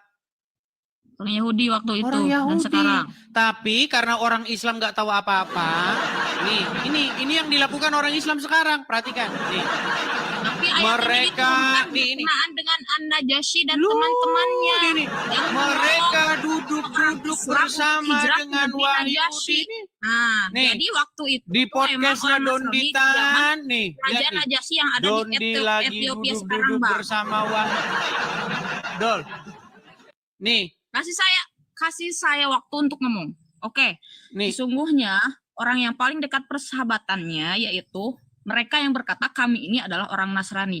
Nah, mereka yang berkata seperti itu pada waktu ayat itu diturunkan, yaitu orang-orang Najasyi. Raja Najasyi itu kan waktu itu beliau beragama Nasrani dan menolong orang Muslim yang hijrah ke negeri Habasyah di Ethiopia sekarang. Begitu, mereka melindungi Harus umat Muslim yang dipelintir hijrah katanya waktu kan. itu. Jadi mereka tidak akan berhenti Nah, mempelintir ini kan- ayat Qur'annya, teman-teman. Selalu mereka akan pelintir itu. Saya tidak akan mempelintir, tapi ini nih. Apakah itu ayat Al-Quran? Apakah itu ayat Al-Quran? Meriwayatkan dari Ibnu Abbas bahwa ayat ini diturunkan asbabun nuzulnya berkenaan dengan An-Najasyi dan teman-temannya, yaitu ketika Ja'far ibnu Abi Thalib membacakan Al-Quran kepada mereka di depan raja negeri. Oke, lalu Ya, siapa mereka orang di Yahudi negeri yang paling keras Habasyah. permusuhannya? Apa? Di situ kan tidak hanya menyebut Nasrani, menyebut Yahudi juga. Yang keras permusuhannya siapa? Banyak lah Bang ini. Pusing saya baca. Berat.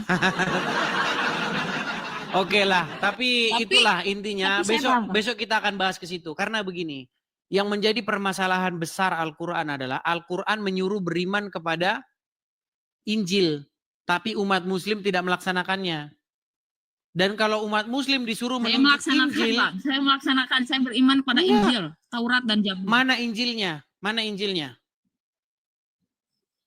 Tapi maksudnya Injil yang tidak dirubah. Gitu, yang masih ori. Jadi kamu percaya bahwa Injil sudah dirubah? Iya, karena Al-Quran sendiri yang mengatakannya. Ada ayat Oke. Al-Qurannya. yang Benar mengatakan tidak bahwa mereka disuruh mengubah memutuskan perkara berdasarkan yang ada dalam Injil? apa Bang?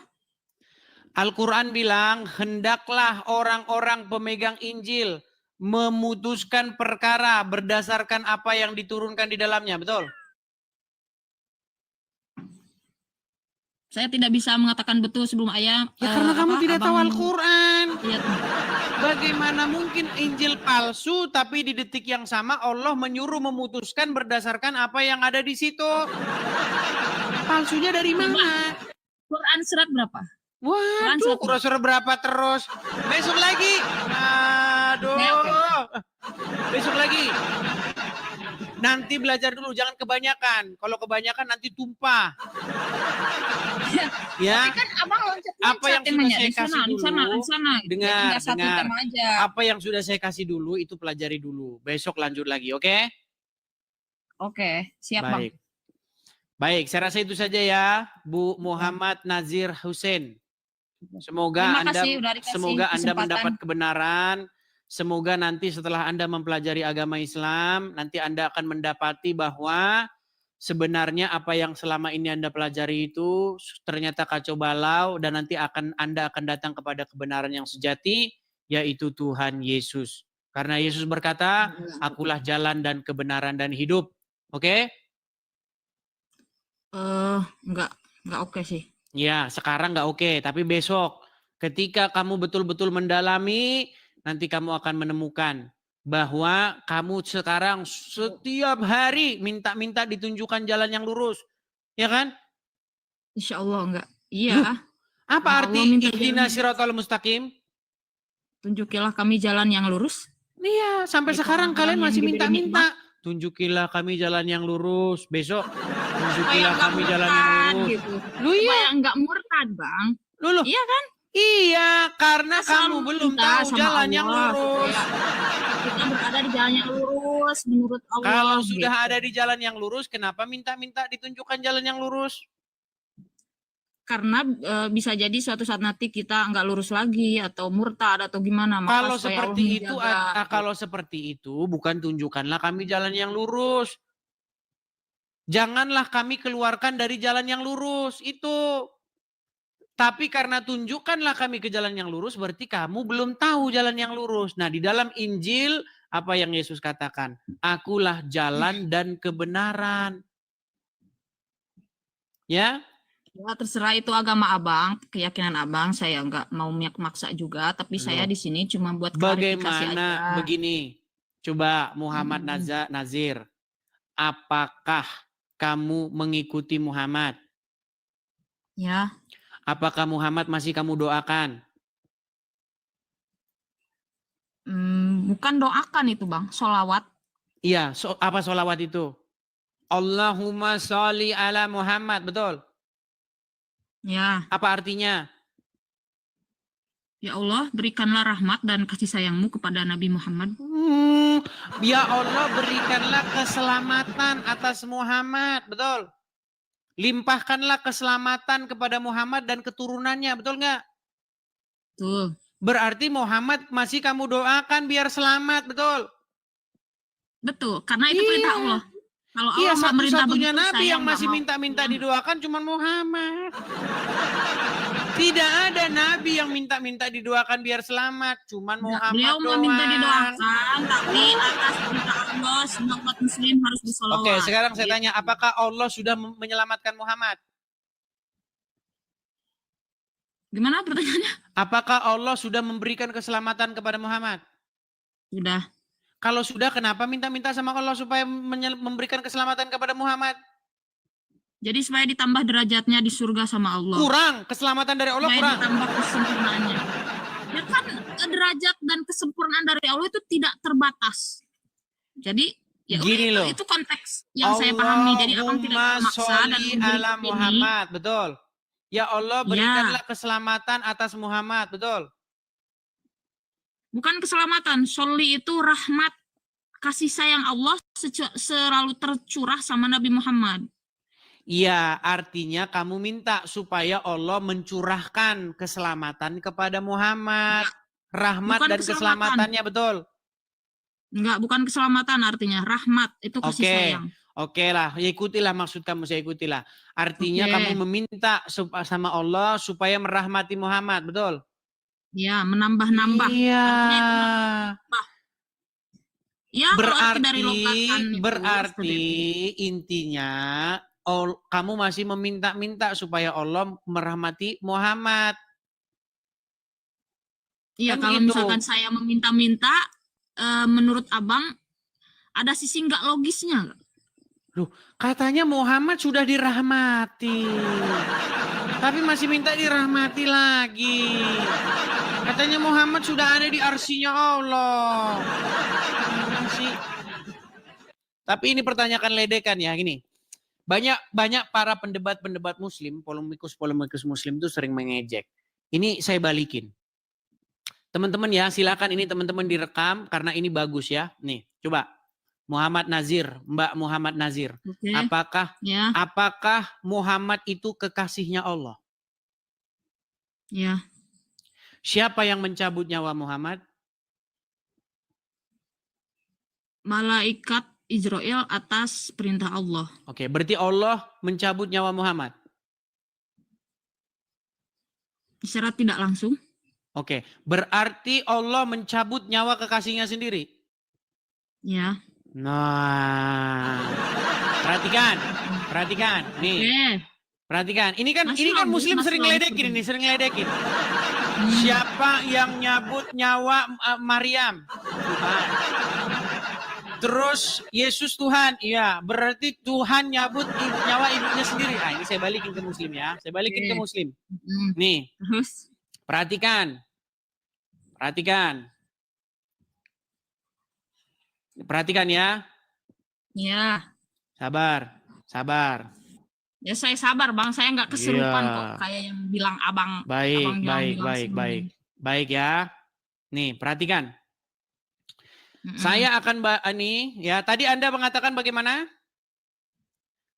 Apakah Muhammad kekasihnya Allah? Betul.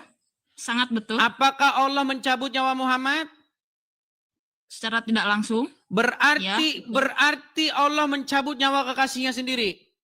Betul. Betul. Perhatikan ini. Perhatikan teman-teman. Perhatikan teman-teman. Ya. Fakta pria bunuh kekasihnya sendiri. Nah, iya kan? Fakta ada kejadian pria bunuh kekasihnya sendiri. Terus apa korelasinya sama Allah Loh, mencabut nyawa Nabi Muhammad? Loh, betul. Ini bunuh kekasihnya sendiri, benar nggak? Berarti Ya, dia terus apa terinspirasi hubungannya, dari Bang? siapa? Itu kan bahasanya membunuh, mencabut nyawa dan membunuh. Oke, itu sekarang jelas saya beda. tanya, siapa yang mencabut nyawa Muhammad? Malaikat Ijrail atas Allah izin bukan? Allah Subhanahu wa taala. Ya, Oke, berarti Allah mencabut nyawa kekasihnya sendiri, betul? betul. Nah, lalu apa ini? Pria di Bogor bunuh kekasihnya sendiri, benar nggak? Coba Abang bedakan. Pria ini bukan Tuhan, tidak punya hak untuk Makanya saya membunuh atau mencabut nyawa bilang, ya. seseorang. Tapi Ini kan, kalau Allah gini, sebentar. dia berhak Dengar, mencabut banyak nyawa muslim yang hambanya. panas. Dengar, Nah, ya. benar kan? Dengar. Abang blunder nih, blunder. Saudara-saudaraku membunuh dan sebangsa dan mencabut setanah nyawa. air, dengar. Bedakan Saya bikin begini antara karena membunuh apa? dan mencabut nyawa. Bedakan antara membunuh dan mencabut nyawa, Bang. Oke, Abang apakah harus itu benar tidak dong. mencabut Kalau nyawa gitu- namanya? Enggak lah, itu membunuh, mencabut nyawa itu hanya hak prerogatif Tuhan. Karena ada yang dibunuh secara sengaja, tapi kalau nyawanya belum dicabut sama Tuhan, Ya, nggak jadi akan gini. mati. Banyak. Jadi gini, saya tahu, saya paham kok maksud kamu gini. Saya itu cuman Oke. mau membalik-balikkan keadaan bagaimana umat muslim tuh sering ngeledekin. Coba Ya. pergi ke komal-komalnya Saya umat paham. muslim. Kamu akui nggak? Ya. Kamu akui nggak? Apa? Kamu akui nggak Apa? bahwa di situ banyak muslim ngeledek-ngeledekin orang Kristen? Ya, tapi di Iya. Komal Abang juga banyak orang Kristen meledek Itu ajaran jawaban. Islam. Kami menjawab, merespon. Ketika Zuma bilang, apakah Yesus Tuhan? Ya, dia tanya sama Islam Kristen-Kristen yang awam. Ya. Ya. Apakah Abang sama. Maria ibunya Yesus? Ya. Siapa yang nyabut nyawa Maria? Ibunya apa Tuhan? Berarti anaknya nyabut nyawa ibunya. Betul? Betul nggak? Nah, saya balikin sekarang. Apakah Muhammad kekasihnya Allah? Ya.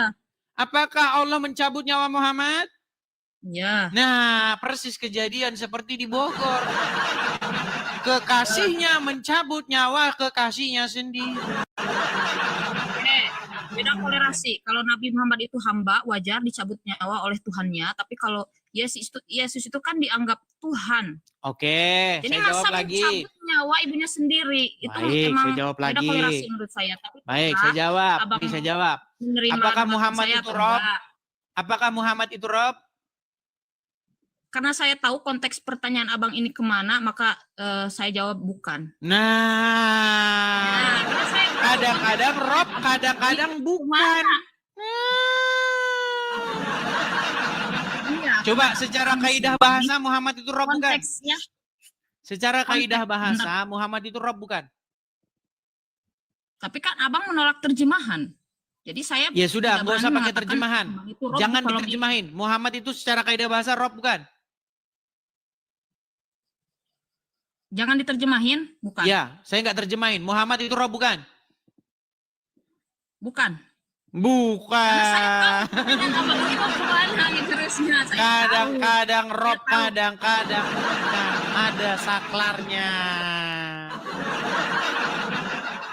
Jadi begitu ya, gini loh, saya mau bilang begini, banyak orang Kristen dan juga orang Islam tidak tahu apa itu Tuhan Yesus. Banyak orang nggak tahu. Kata Tuhan itu kan kata terjemahan bahasa Indonesia. Di dalam bahasa aslinya itu kurios. Title Tuhan untuk Yesus, Oke. maksudnya itu Yesus itu Sang Mesias. The Messiah, Sang Mesias. Ya, itu keyakinan Abang. Iya. Oke, saya nggak bisa. Iya, saya menghujat jelasin pun atau kamu tidak beda pendapat. tahu. Keyakinan Abang. Jadi Oke. Yesus itu Tuhan bukan berarti Yesus itu Bapa di sorga. Tuhan di situ adalah Ya, sebuah title yang maksudnya merujuk kepada Sang Mesias. Mesias itu artinya apa? Mesias itu artinya Mesias itu artinya seseorang yang dipilih, dilantik. Oke. Tapi sang Mesias di sini maksudnya dia itu Jadi- akan menjadi wakil daripada Tuhan untuk memerintah di atas bumi sampai selama-lamanya. Oke, saya boleh nanya Menjadi nggak? raja di atas bumi sampai selama-lamanya. The Messiah, sang Mesias atau Kristus bahasa Yunaninya. Oke. Jadi Yesus itu sebagai wakil Tuhan apa gimana maksudnya? Oh ya jelas, dia itu adalah utusan daripada Bapa di surga untuk memerintah sampai selama-lamanya. Kerajaannya tidak akan berkesudahan. Oke. Yesus itu utusan. Jadi utusan atau Tuhan? Coba tegaskan. Oh ya utusan ya Utusan Tuhan, Bapa tapi di kata surga. Tuhan itu bukan berarti dia itu Bapa di surga. Tuhan itu title. Bahasa Arabnya Rob. Jadi beda eksistensi dong antara Ya, Bapa jelas di surga dan Yesus beda. itu ada dua apa gimana? Ya jelas beda. Rob maksudnya, Rob itu artinya pemilik, pengatur, pengendali, Oke, benar. pemimpin, Betul. tuan, Saya setuju. Tuhan Mm-mm. itu maksudnya. Sama. Bahasa Yunaninya kurios, bahasa Inggrisnya itu Lord.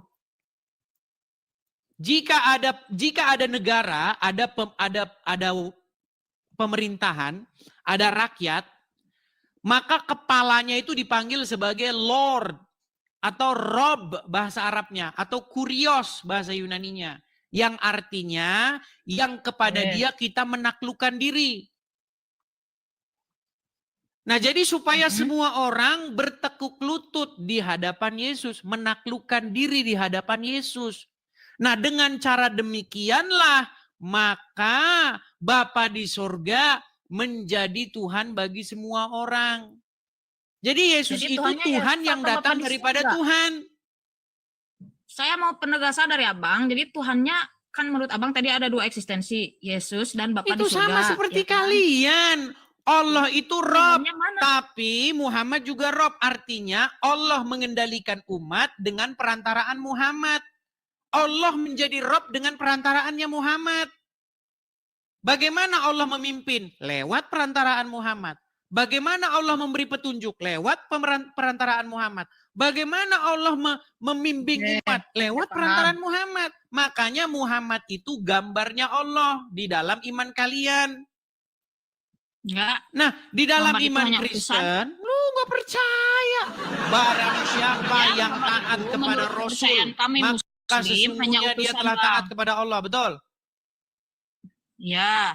Nah, Mm-mm. di dalam agama Kristen, Yesus berkata, barang siapa melihat aku, ia telah melihat dia. Dengan foto saya. Saya dengan foto saya itu ya saya. Tetapi di detik yang sama, foto saya itu bisa dibedakan dengan saya.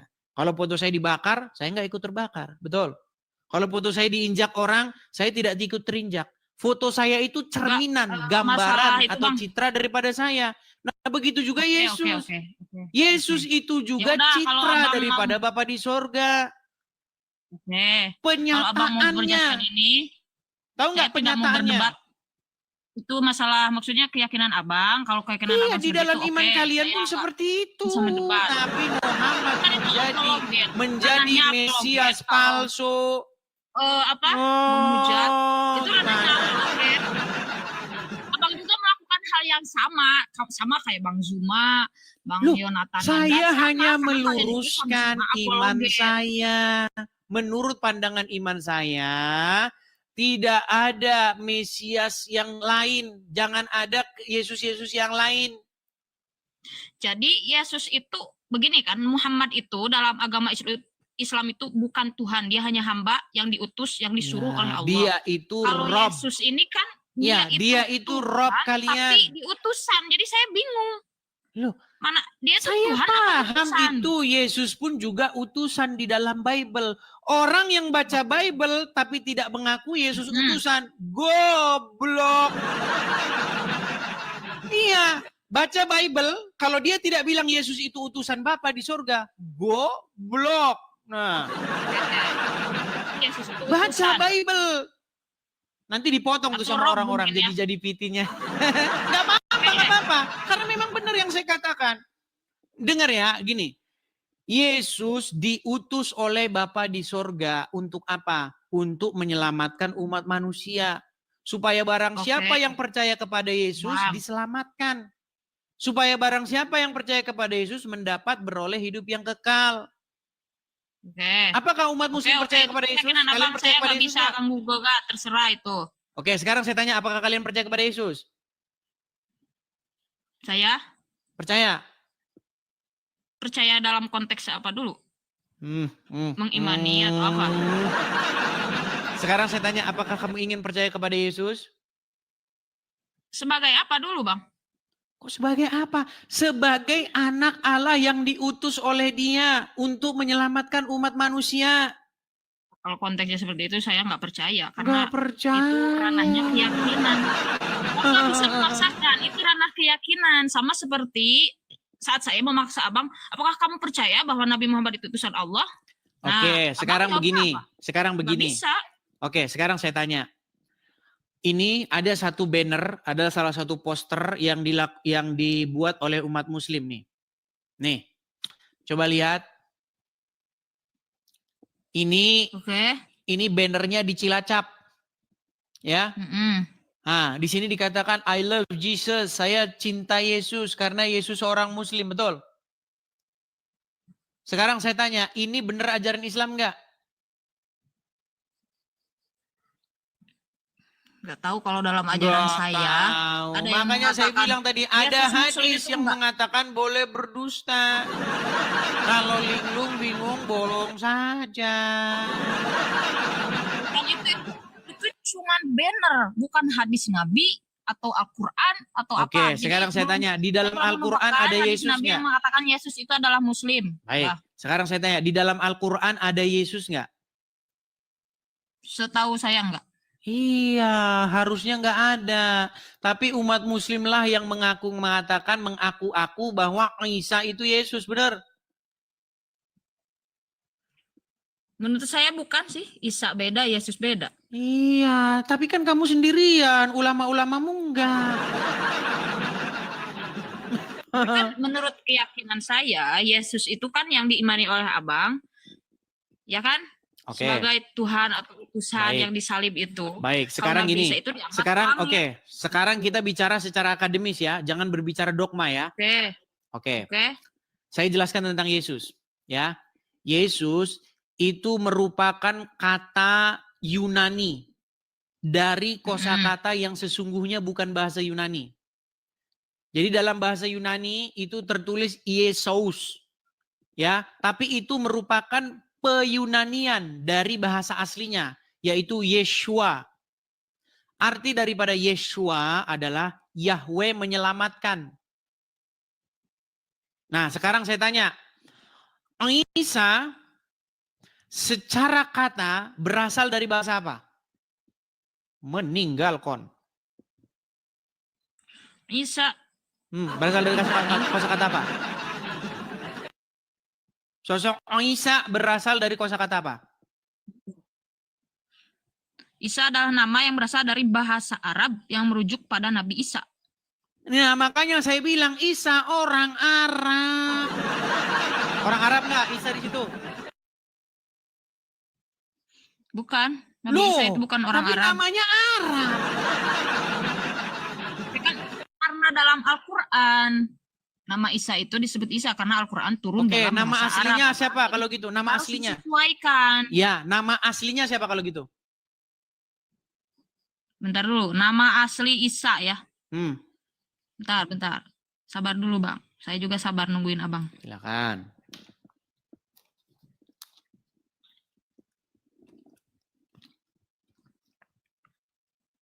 Nama asli Isa Al-Masih dalam bahasa Ibrani adalah Yesua. No. Berarti siapa di situ? Yesua. Yeshua. Nah makanya kita itu harus kembalikan sosok itu ke dalam bahasa aslinya dan pengajaran aslinya bagaimana. Makanya Yeshua yang sudah diserinso jadi orang Arab ngajarin orang Arab cium-cium batu. Ketika Yesus dipalsukan jadi Isa, jadi nabi orang Arab, ngajarin orang jadi seperti Muhammad. Makanya kembali kepada Yesus yang benar.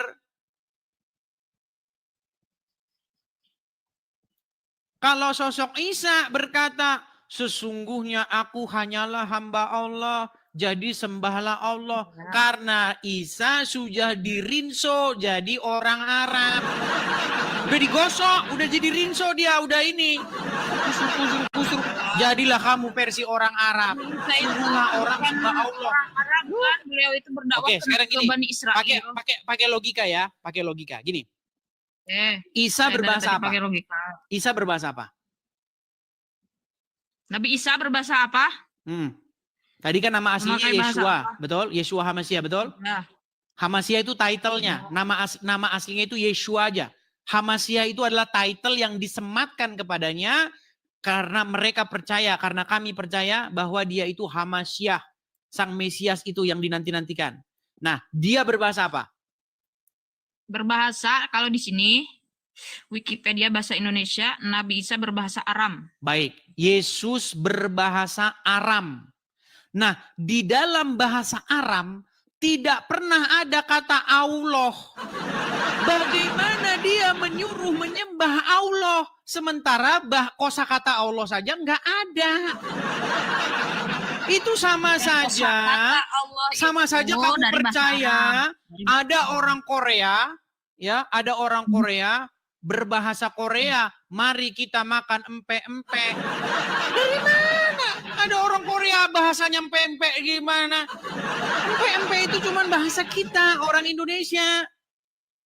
Mana ada orang Korea bahasanya empe-empe? Empe-empe kalau dibilang asalnya dari Korea, bikinan asli orang Korea namanya dusta yang nyata.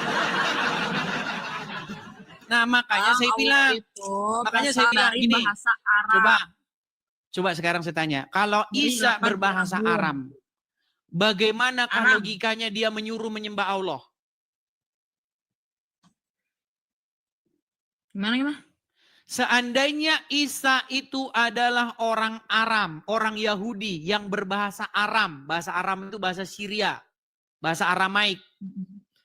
Bagaimana dia menyuruh menyembah Allah? Sementara Allah tidak ada dalam kamus bahasa Aram. Tapi kan udah kerasa. Aku itu tertipu, aku terjebak. bahasa Arab dan oleh bahasa Arab itu muslihatmu. satu rukun, sama kayak bahasa Melayu dan bahasa Indonesia, jadi nggak beda jauh. Orang Aram kalau ketemu orang Arab nggak bisa ngobrol, pakai bahasa Inggris. Kalau orang Malaysia ketemu orang Indonesia masih bisa ngobrol, walaupun sering salah paham. Bagaimana Isa nyuruh menyembah Allah? Dia sendiri nggak pernah bahasa Arab. Tapi Sedangkan di sini Allah kan, adalah nih kosakata saya bahasa nggak Arab. bohong ya, ini dari apa? Dari bahasa Aram. Bahasa Aram dan bahasa Arab adalah dua bahasa yang tergolong dalam bahasa Semit. Beda Jadi nggak? sama, satu rumpun Semit. Iya, tapi beda nggak? Beda-beda sedikit lah. Iya, bahasa Sunda dengan bahasa Jawa beda nggak? Serumpun nggak?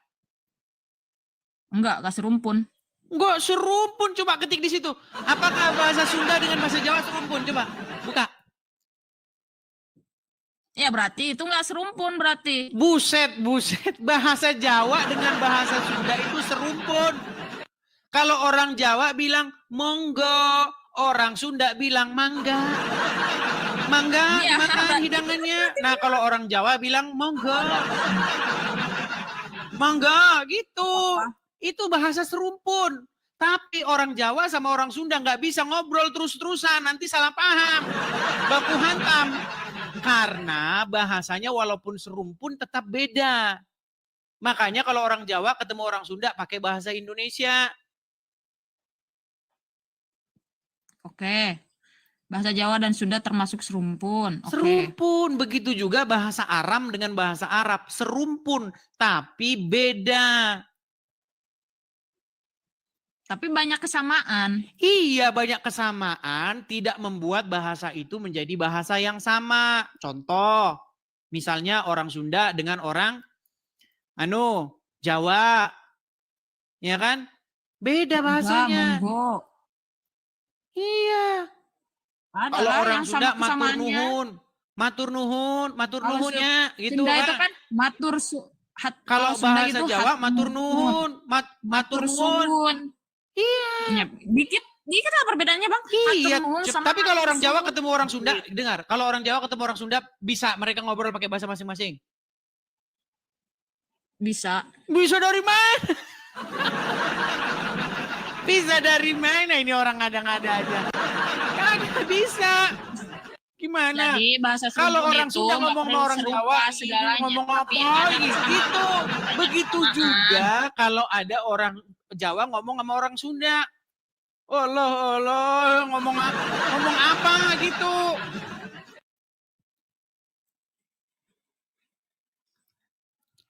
Jadi belajar lagi lah ya, oke? Tapi oke, serumpun dalam konteks bahasa berarti bahasa-bahasa yang memiliki asal-usul yang sama atau berasal dari satu bahasa induk yang sama. Iya. Berarti Nah, intinya induknya nanti dari kalau kamu belajar itu, itu, Bang. Jadi nggak kamu terlalu sudah jauh. sampai ke tahap yang paling tinggi. Nanti kamu akan simpulkan bahwa bahasa asli daripada Al-Quran itu merupakan bahasa Aram. Lalu dirubah oleh umat muslim menjadi bahasa Arab. Makanya ada ayat di dalam Al-Quran yang mengatakan kami turunkan Quran ini dalam bahasa Arab supaya kamu paham. Karena sebelumnya bukan bahasa Arab. Saya kasih kamu contoh. Nah sebelumnya. Gini. Dengar. Bentar Ini dulu. saya kasih contoh yang paling Saya nyata. bicara dulu dong. Abang dari silakan. tadi ngomong mulu ini nggak fair Silakan. dong. Silakan. Oke. Karena kitab yang Allah turunkan itu tergantung diturunkannya di mana. Dikarenakan Nabi Muhammad diturunkan di Arab, maka ya bahasanya bahasa Arab. Masa mau bahasa Korea Ya. kan nggak nyambung. Kenapa harus dikasih tahu dalam bahasa Arab? Apa maksudnya? Kenapa Gimana? harus memberitahu orang dalam bahasa apa itu diturunkan? Supaya orang mikir. Bukan supaya orang mikir. Dengar. Oke, tapi kan dalam Al-Quran la'allahum taqilun, Sebentar. supaya kalian mikir gitu Sebentar. kan. Supaya kamu memahaminya. Kenapa Dengar. Al-Quran Coba dengar diturunkan ya. dalam bahasa Arab. Sekarang Harus kita mikir, pergi ke toko ini berasal buku. dari bahasa mana awalnya, induknya Oke. bagaimana, kosakatanya bagaimana, rumitnya bagaimana, jumlah kosakatanya berapa juta, kenapa dipilih bahasa Arab. Nah, mikir, kenapa ya Sudah? Allah milih bahasa Arab? Gitu. Sudah? Sudah. Oke. Mm-mm. Sekarang kalau kita pergi ke toko buku, Mm-mm. di situ ada tulisan Al-Quran dalam bahasa Indonesia atau Tafsir Ibnu Katsir dalam bahasa Indonesia. Kenapa ada kosakata dalam bahasa Indonesia? Maksudnya gimana sih? Ada terjemahannya apa gimana? Pelan-pelan. Ini memang muslim ini agak sedikit leleh. Pelan-pelan ya, pelan-pelan.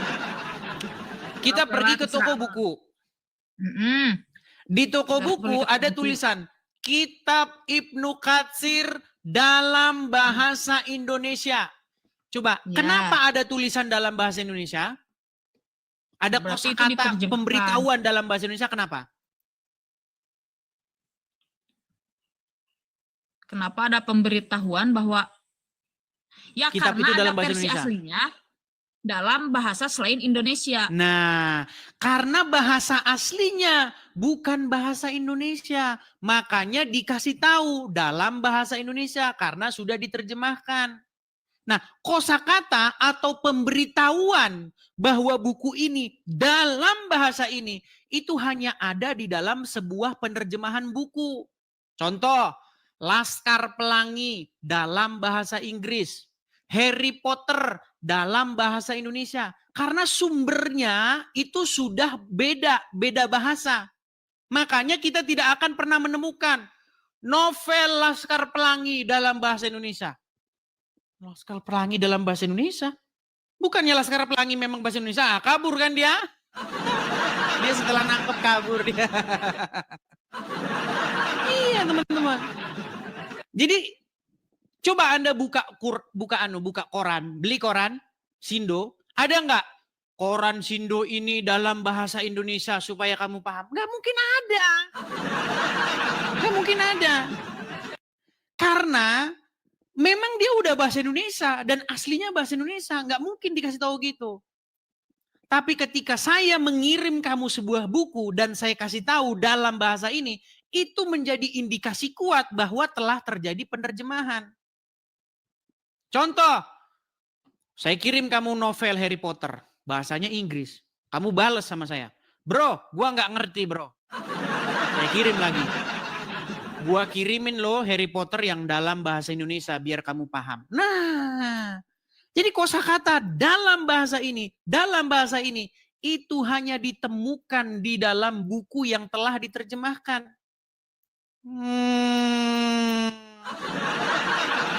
Coba menurut keterangan orang Islam, katanya Muhammad pertama kali dapat wahyu di Gua Hira. Disuruh Iqra, bacalah. Ya kan?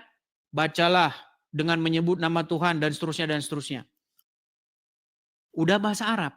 Kami turunkan dalam bahasa Arab supaya kamu memahaminya. Namanya kemarin bukan bahasa Arab. Yang kemarin-kemarin di Gua Hira bukan bahasa Arab. Yang di belakang-belakang kemarin. Kenapa kemarin bahasa Arab terus sekarang dibilang dalam bahasa Arab supaya kamu memahaminya? Seolah-olah yang kemarin bukan bahasa Arab. Terus saya nggak paham. Nah, itu sebenarnya PR yang sangat besar di internal umat Islam, teman-teman. Makanya ada sebuah buku yang sangat bagus, namanya The Syrio-Aramaic Reading of the Quran, atau Decoding Al-Quran. Buku itu mengungkap asal-usul Al-Quran yang sesungguhnya. Makanya nggak ada cerita-cerita Muhammad di apa, nggak ada di buku itu. Itu cerita-cerita yang nggak bersumber dari Al-Quran. Ya, jadi teman-teman kalau teman-teman udah tahap yang paling tinggi, nanti teman-teman akan mencari tahu asal usul Quran itu dari mana. Ingat teman-teman, 13 tahun saya lamanya mendalami Al-Quran. Kalau mau tahu Al-Quran tanya saya. Ya. Itu khusus untuk orang-orang yang sekolah. Ya, kalau cuma ilmu ya, susah. Ya, itu khusus untuk orang-orang terpelajar. Kalau orang yang nggak tahu apa-apa, nggak sanggup ilmu ke situ, nanti kamu. Oke? Ya, saya rasa itu saja teman-teman ya.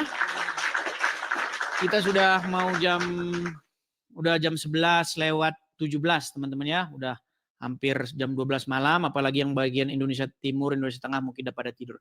Sekali lagi teman-teman ya, kita ada program untuk pendirian rumah apologet. Kepada teman-teman yang tergerak hatinya untuk mensupport pendirian rumah apologet, teman-teman sekalian bisa support ya pendirian rumah apologet di profil, atau teman-teman bisa mampir, atau teman-teman bisa tangkap layar, screenshot yang tertera di layar ini.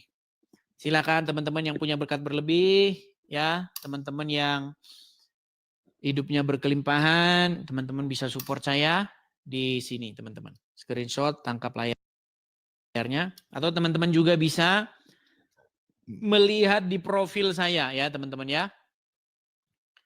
Seperti itu teman-teman. Duh sebentar. Teman-teman banyak akun-akun palsu ya yang mengatasnamakan saya. Bahkan mereka itu teman-teman sekarang akun-akun palsu itu sudah aneh-aneh ya saya lihat ya. Jadi pastikan teman-teman follow akun saya yang asli.